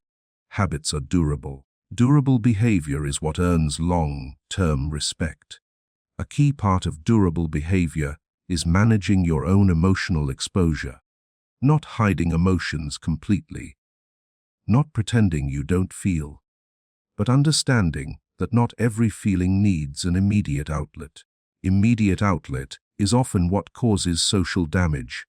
If you vent to the wrong person, you create vulnerability. If you vent too often, you create a reputation for instability. If you vent publicly, you invite others to treat you as emotionally unmanaged. A person with presence chooses outlets carefully. They speak to the right person at the right time with the right purpose. They do not process everything in front of whoever is nearby. This is not inauthentic, it is disciplined. Discipline is respected. Discipline also shows up in how you manage your attention. Attention management is a quiet part of presence. If you are easily distracted, constantly looking away, constantly checking something, constantly shifting, people feel you are not fully there. If you are not fully there, your presence is diluted. Being fully there does not require intensity. It requires simple engagement. You look at the person when they speak. You don't rush. You let them finish. You respond to what they said, not to what you assume they meant. This level of engagement signals that you respect yourself enough to be present, and you respect the other person enough not to be sloppy. Sloppiness in interaction reduces respect. Precision in interaction increases it. Precision is not perfection, it is care. Care is felt, and when people feel that you operate with care, they adjust. Not because they are impressed, but because they see that you are deliberate. Deliberate people are harder to pressure, harder to manipulate, harder to rush, so people handle them differently. They might still try to test, but the tests become smaller because they have learned that large tests will not work. That learning is one of the most practical forms of respect. Another piece of presence is the ability to tolerate being underestimated without rushing to correct it. Many people feel insulted when they are underestimated. They try to prove themselves immediately. They show credentials. They list achievements. They argue. They push. The effort to prove often makes the underestimation feel accurate. A person with presence does not rush to correct every misread. They let their behavior correct it. They let their competence show through execution. They let their boundaries show through consistency. This patience is powerful because it avoids the trap of overcompensation. Overcompensation often looks like insecurity. If someone doubts you, and you immediately become intense, people sense that the doubt hit something real inside you. If someone doubts you, and you remain composed, you communicate that their doubt does not destabilize you. Again, this does not mean tolerating disrespect. It means choosing your timing and method. There are moments to speak. There are moments to let behavior speak. A person with presence knows the difference.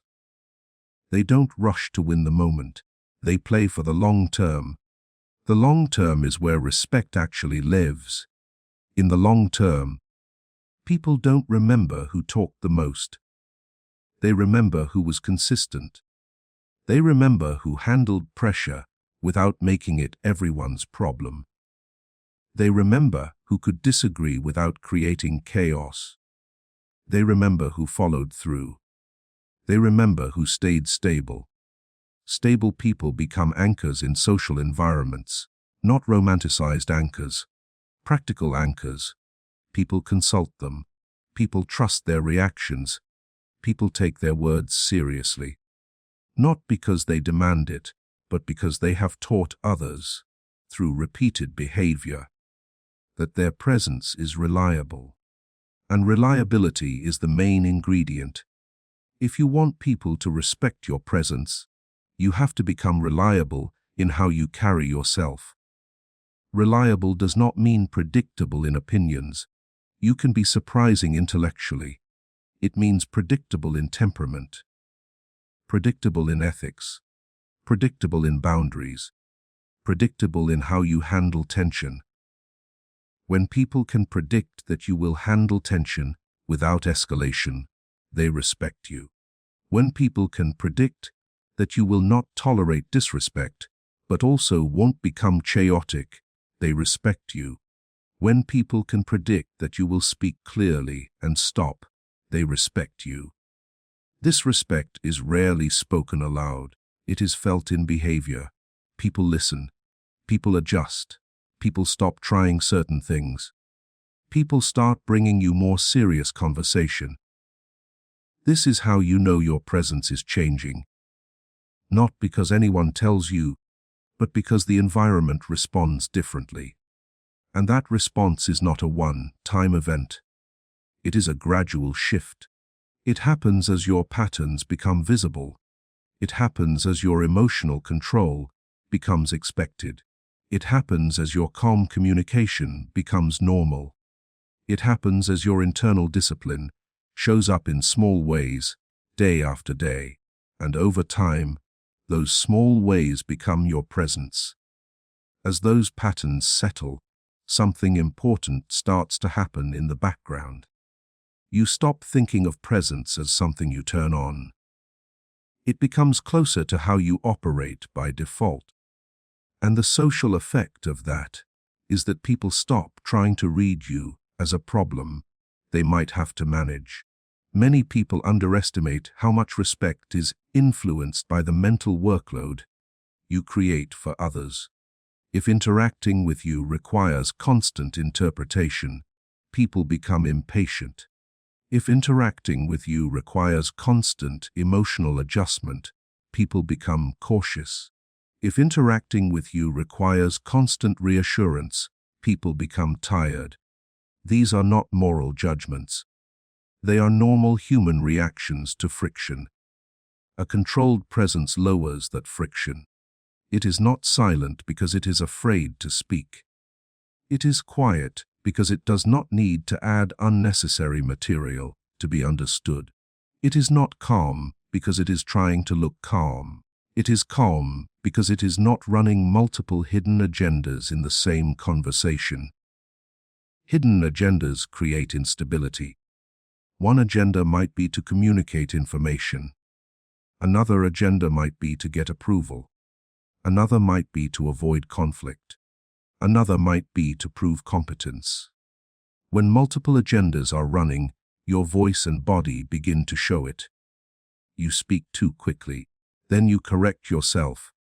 You hedge your point, then you try to regain firmness.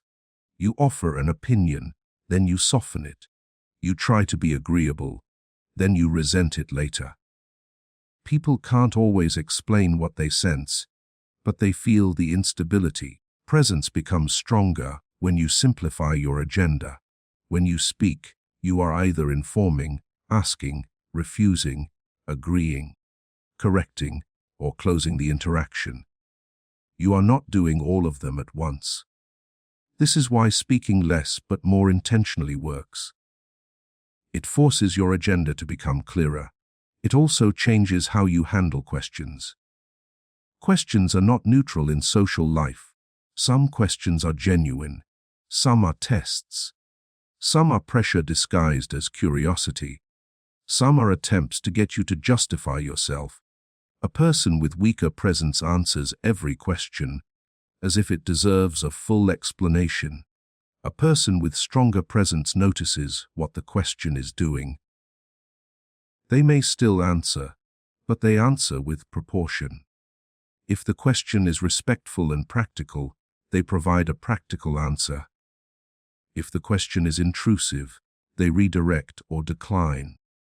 If the question is a disguised challenge, they respond to the challenge rather than the surface wording. This does not require suspicion, it requires awareness. For example, someone might ask, "Why would you do it that way?" And the tone might carry a judgment. You can respond with calm clarity instead of defensiveness. You might say, "Because it works for what I'm aiming for," and stop. Or, "Because I decided to," and stop.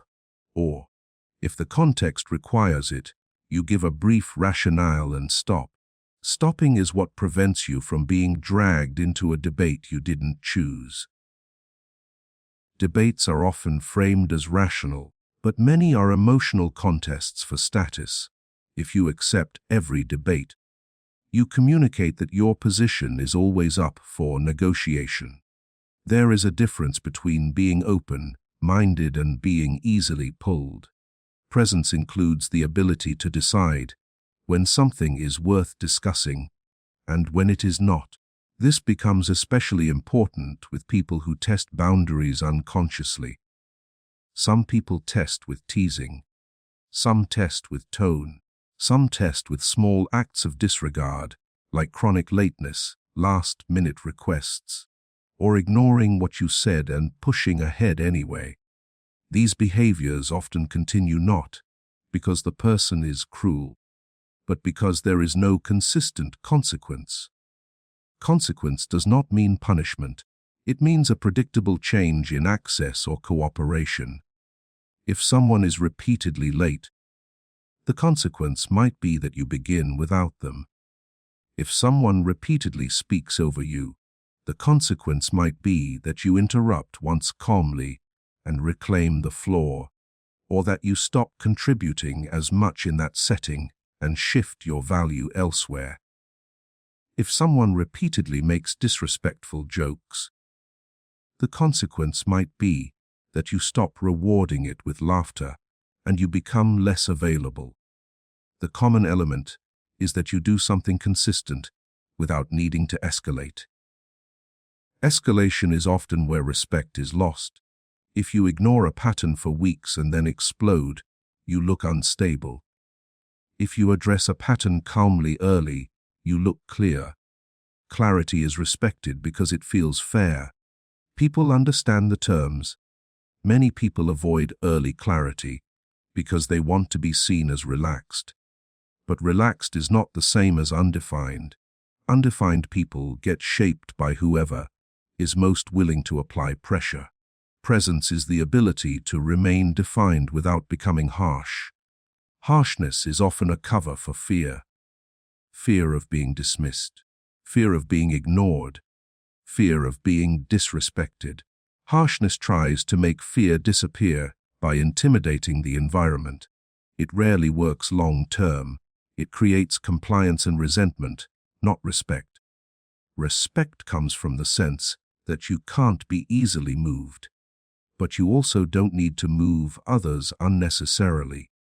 That balance matters in how you handle power and disagreement. If you hold authority in a setting and you constantly remind people of it, you weaken it. If you hold authority and you use it sparingly, people notice. If you don't hold authority and you try to act like you do, people notice too.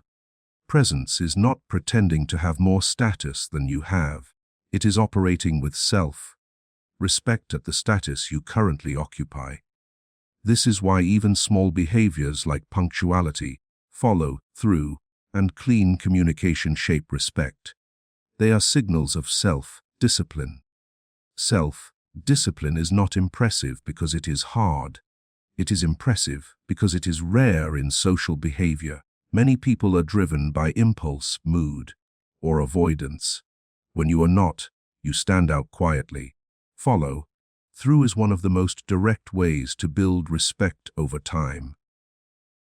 If you say you will do something and you do it, people begin to treat your words as reliable. If you say you will call and you call, your communication gains weight. If you say you will send something and you send it, your commitments become real to others. If you regularly forget, delay, or disappear, people learn to discount you. Discounting is subtle disrespect. It's not insulting, but it's a shift in how much importance people assign to what you say. A person can be charismatic and still be discounted if they are unreliable. A person can be quiet and still be respected if they are consistent. Consistency is also about emotional consistency.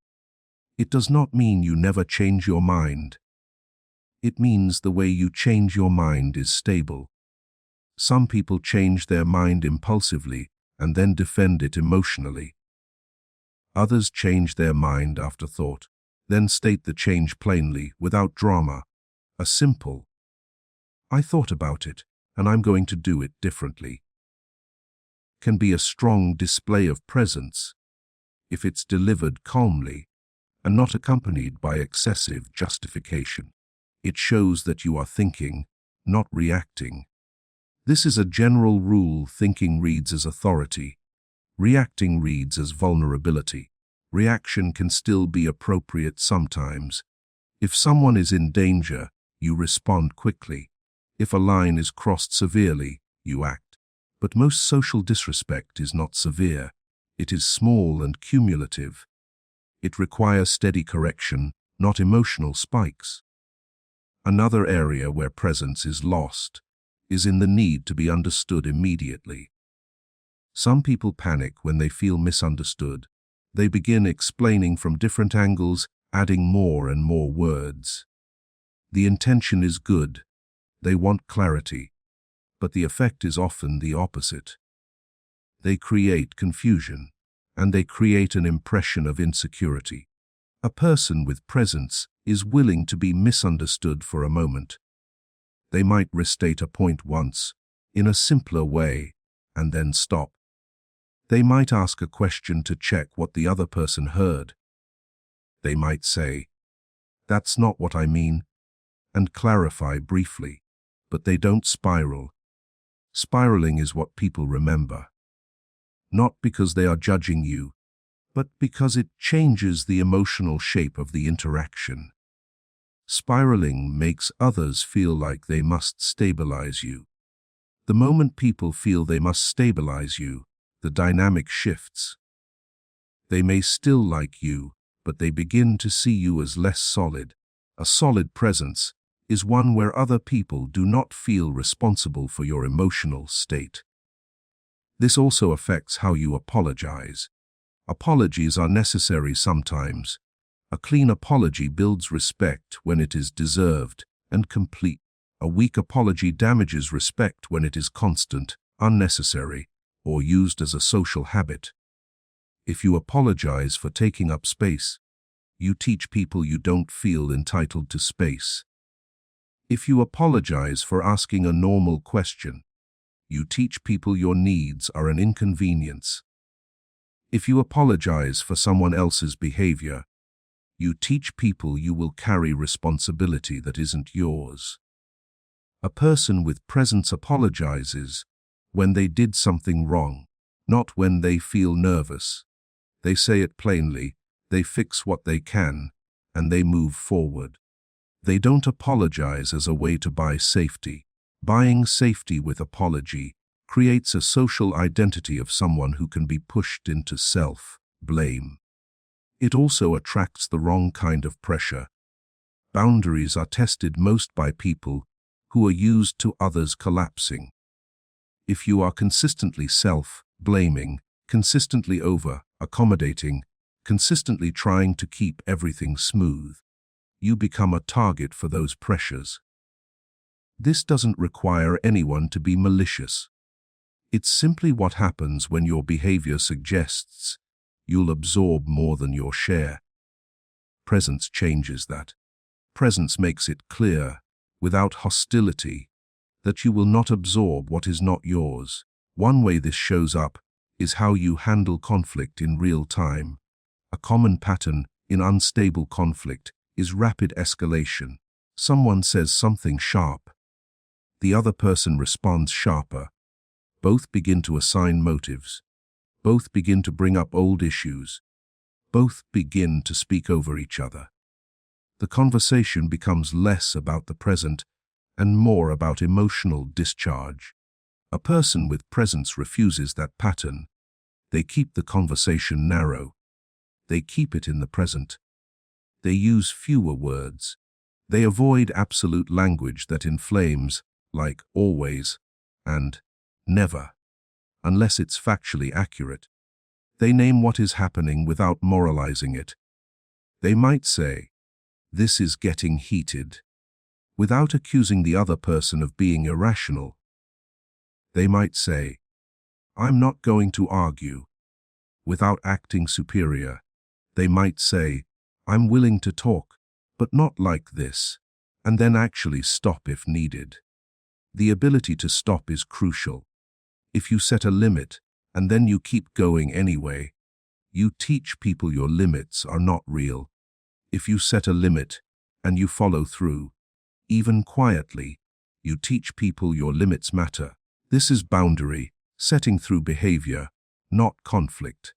Behavior is what people believe. Words are easy to dismiss if they are not supported by action. The same is true of respect. If you want respect, you cannot rely on asking for it.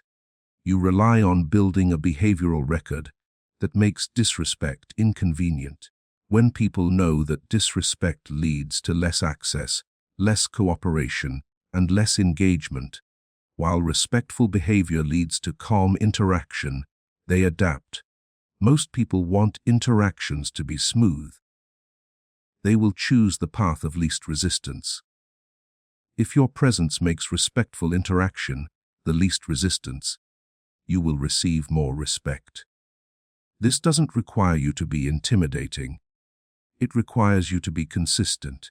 Consistency is also visible in your self-presentation, but again, not in an exaggerated way. If you look like you take yourself seriously, people tend to follow that cue. This is not about expensive clothing or dramatic style. It's about basic coherence, cleanliness, order, moderation, a sense that you are not careless. Carelessness in appearance often reads as carelessness in thinking and behavior, even if that isn't always true. People make quick judgments based on limited information. That's perception. You can complain about it, or you can account for it. Accounting for it is part of internal discipline. Internal discipline is not only emotional, it is practical. It's the discipline to sleep enough so you're less irritable. The discipline to avoid showing up rushed. The discipline to handle small tasks so you're not constantly apologizing for forgetting. The discipline to manage your life enough that you don't spill stress onto everyone you talk to. These things shape presence because they shape your baseline state. If your baseline state is exhausted and scattered, you will look reactive. If your baseline state is steady and organized, you will look composed. Composure makes people take you seriously. Another factor is the way you make requests. People who want respect sometimes avoid asking for what they need because they fear rejection. They hint, they manipulate, they become passive-aggressive, or they do the opposite and demand. Both patterns undermine respect. A person with presence asks directly, not rudely, not dramatically, directly. They say what they want. They allow the other person to answer, and they accept the answer without spiraling. If the answer is no, they don't collapse. If the answer is yes, they don't act surprised. They treat their needs as legitimate. Legitimacy is communicated through calmness. If you ask as if you are ashamed of asking, people treat the request as less legitimate. If you ask as if it's normal, people treat it as normal. This is another reason calm individuals are taken more seriously. Calmness normalizes. It makes your boundaries feel like facts, not emotional claims. It makes your requests feel like reasonable negotiations, not pleas. It makes your refusals feel like decisions, not punishments. People can argue with emotion. They struggle to argue with calm facts. If you say, "I'm not available," calmly, there is little to debate unless they feel entitled to your availability. If you say, "I'm not discussing that," calmly, there is little to hook into unless they need control.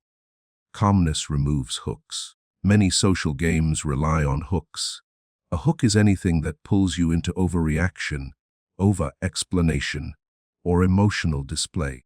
If someone can hook you, they can steer the interaction. If they can't hook you, they have to deal with you directly. Direct dealing is a form of respect. This also connects to the role of patience. Patience is not only waiting. It's staying stable while the other person processes. In many interactions, people want immediate results. They want immediate agreement. They want immediate apologies. They want immediate reassurance. If you rush to give immediate results, you teach people that your behavior can be controlled by their urgency. If you allow time, you communicate that your decisions are not rented by the moment. Time creates authority. Not because time is power by itself, but because the ability to use time properly suggests you are not desperate. Desperation is the underlying signal that reduces respect in most contexts. Desperation to be liked. Desperation to be right. Desperation to be understood. Desperation to be included. Desperation to avoid discomfort. Presence looks like the absence of desperation. Not the absence of desire, but the absence of frantic need. This brings up another practical place where people lose presence: digital communication.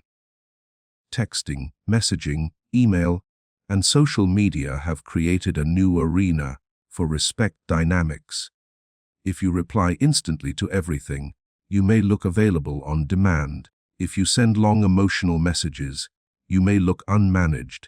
If you chase responses, double text, or ask if everything is okay repeatedly, you may look anxious. A person with presence treats digital communication like any other interaction. They respond when they have something clear to say. They keep messages concise. They don't over-explain. They don't argue endlessly. They don't try to resolve emotional conflict through rapid messaging. They use timing deliberately. That doesn't mean ignoring people as a tactic. It means not allowing technology to pull your nervous system around. The same principle applies. If you can be rushed, you can be controlled. Presence in digital communication often looks like calm pacing. It also looks like clean endings. Some people keep conversations alive because they fear losing connection. They keep sending small messages. They keep asking questions that don't matter. They keep offering updates that don't need to be offered. This can come across as need for contact rather than genuine communication. A person with presence can end a conversation without creating anxiety. They can say, "All right," and stop. They can say, "Talk later," and mean it. They don't need constant interaction to feel secure. Security is respected. This is not about being distant. It's about not being dependent. Dependency is sensed quickly. If you are dependent on other people's responses, moods, or attention, your presence becomes less respected because it becomes less solid. Solid presence is self-contained. Self-contained doesn't mean isolated. It means your center is inside you. When your center is inside you, you can be warm without becoming needy. You can be firm without becoming cruel. You can be open without becoming unfiltered. You can be confident without becoming performative. All of these qualities reduce social friction.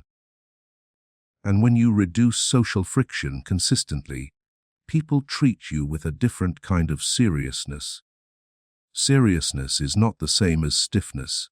It is a signal that you are not careless with yourself, your words, or other people. Carelessness is often what invites disrespect. If you are careless with your time, people are careless with it too. If you are careless with your boundaries, people treat them as flexible. If you are careless with your words, people stop trusting your meaning. If you are careless with your emotions, people become careful around you in an avoidant way. Presence is carefulness without anxiety. It is discipline without hardness. It is calmness without passivity. Another way to understand respect is to see it as a form of social conclusion. People conclude that you are not easy to dismiss. They conclude that you are not easily pressured. They conclude that you will respond proportionally. They conclude that you mean what you say. They conclude that access to you requires a basic level of decency. Those conclusions are formed over time, through repetition. They are also formed through the small moments that most people ignore. How you handle a minor inconvenience. How you handle a misunderstanding. How you handle being spoken to casually. How you handle a delay. How you handle a boundary test. How you handle your own irritation. How you handle someone else's intensity. These are the moments where presence is either strengthened or weakened. Strengthening presence is not about trying to win every moment. It's about refusing to lose yourself in the moment. Losing yourself can look like anger. It can also look like excessive friendliness. It can look like nervous laughter. It can look like an emotional message you regret later. It can look like agreeing to something you won't want to do. It can look like defending yourself against a small comment that didn't deserve your energy. Each time you lose yourself, you teach people that you can be moved. Each time you keep yourself, you teach people that you are stable. Stability becomes your social signature. And once stability becomes your signature, people begin to treat you differently without discussing it. They wait for your response instead of filling the space. They ask rather than assume. They bring you serious matters because they expect a measured reaction. They choose their tone more carefully because they know you will not accept careless tone as normal. You might not notice these shifts at first because they are quiet. Respect is often quiet. It's a slight change in how someone addresses you. It's fewer attempts to joke at your expense. It's fewer interruptions. It's more follow through when they commit to something with you. It's more directness. It's less testing. And the reason it's quiet is because respect is not a performance. It is a behavioral adjustment. People adjust around what they perceive as solid. If you become solid, you don't need to advertise it. You don't need to force it. You don't need to announce boundaries dramatically. Your behavior does the announcing. This is the long-term effect of controlled presence. It doesn't just change how people treat you in one conversation. It changes what kind of interactions you repeatedly experience. When your presence becomes controlled, you attract a different quality of interaction. You spend less time managing disrespect. You spend less time repairing misunderstandings caused by emotional leakage. You spend less time trying to convince people you mean what you say. You spend less time explaining your value, not because life becomes perfect, but because your standards become clear. Clarity reduces negotiation. When you are unclear, everything is negotiable. When you are clear, many things stop being discussed. And that is one of the practical benefits of presence. Presence simplifies social life. It simplifies it because it reduces the number of moments where you feel forced to act. You act from choice more often, and acting from choice is what people sense as authority. Authority is not loud, it is stable. It is not aggressive, it is deliberate. It is not theatrical, it is consistent. And consistency is where respect actually grows. Respect is not something you ask for. It is something that forms over time through consistent behavior. People who naturally gain respect share quiet patterns. They remain calm under pressure. They speak with intention. They avoid unnecessary emotional reactions. They stay consistent in how they carry themselves. What makes these patterns effective is that they do not rely on mood. They do not rely on having the perfect day. They do not rely on being surrounded by supportive people. They are built into the person's default behavior. Over time, that default behavior becomes their reputation. And reputation is the version of you that enters the room before you do.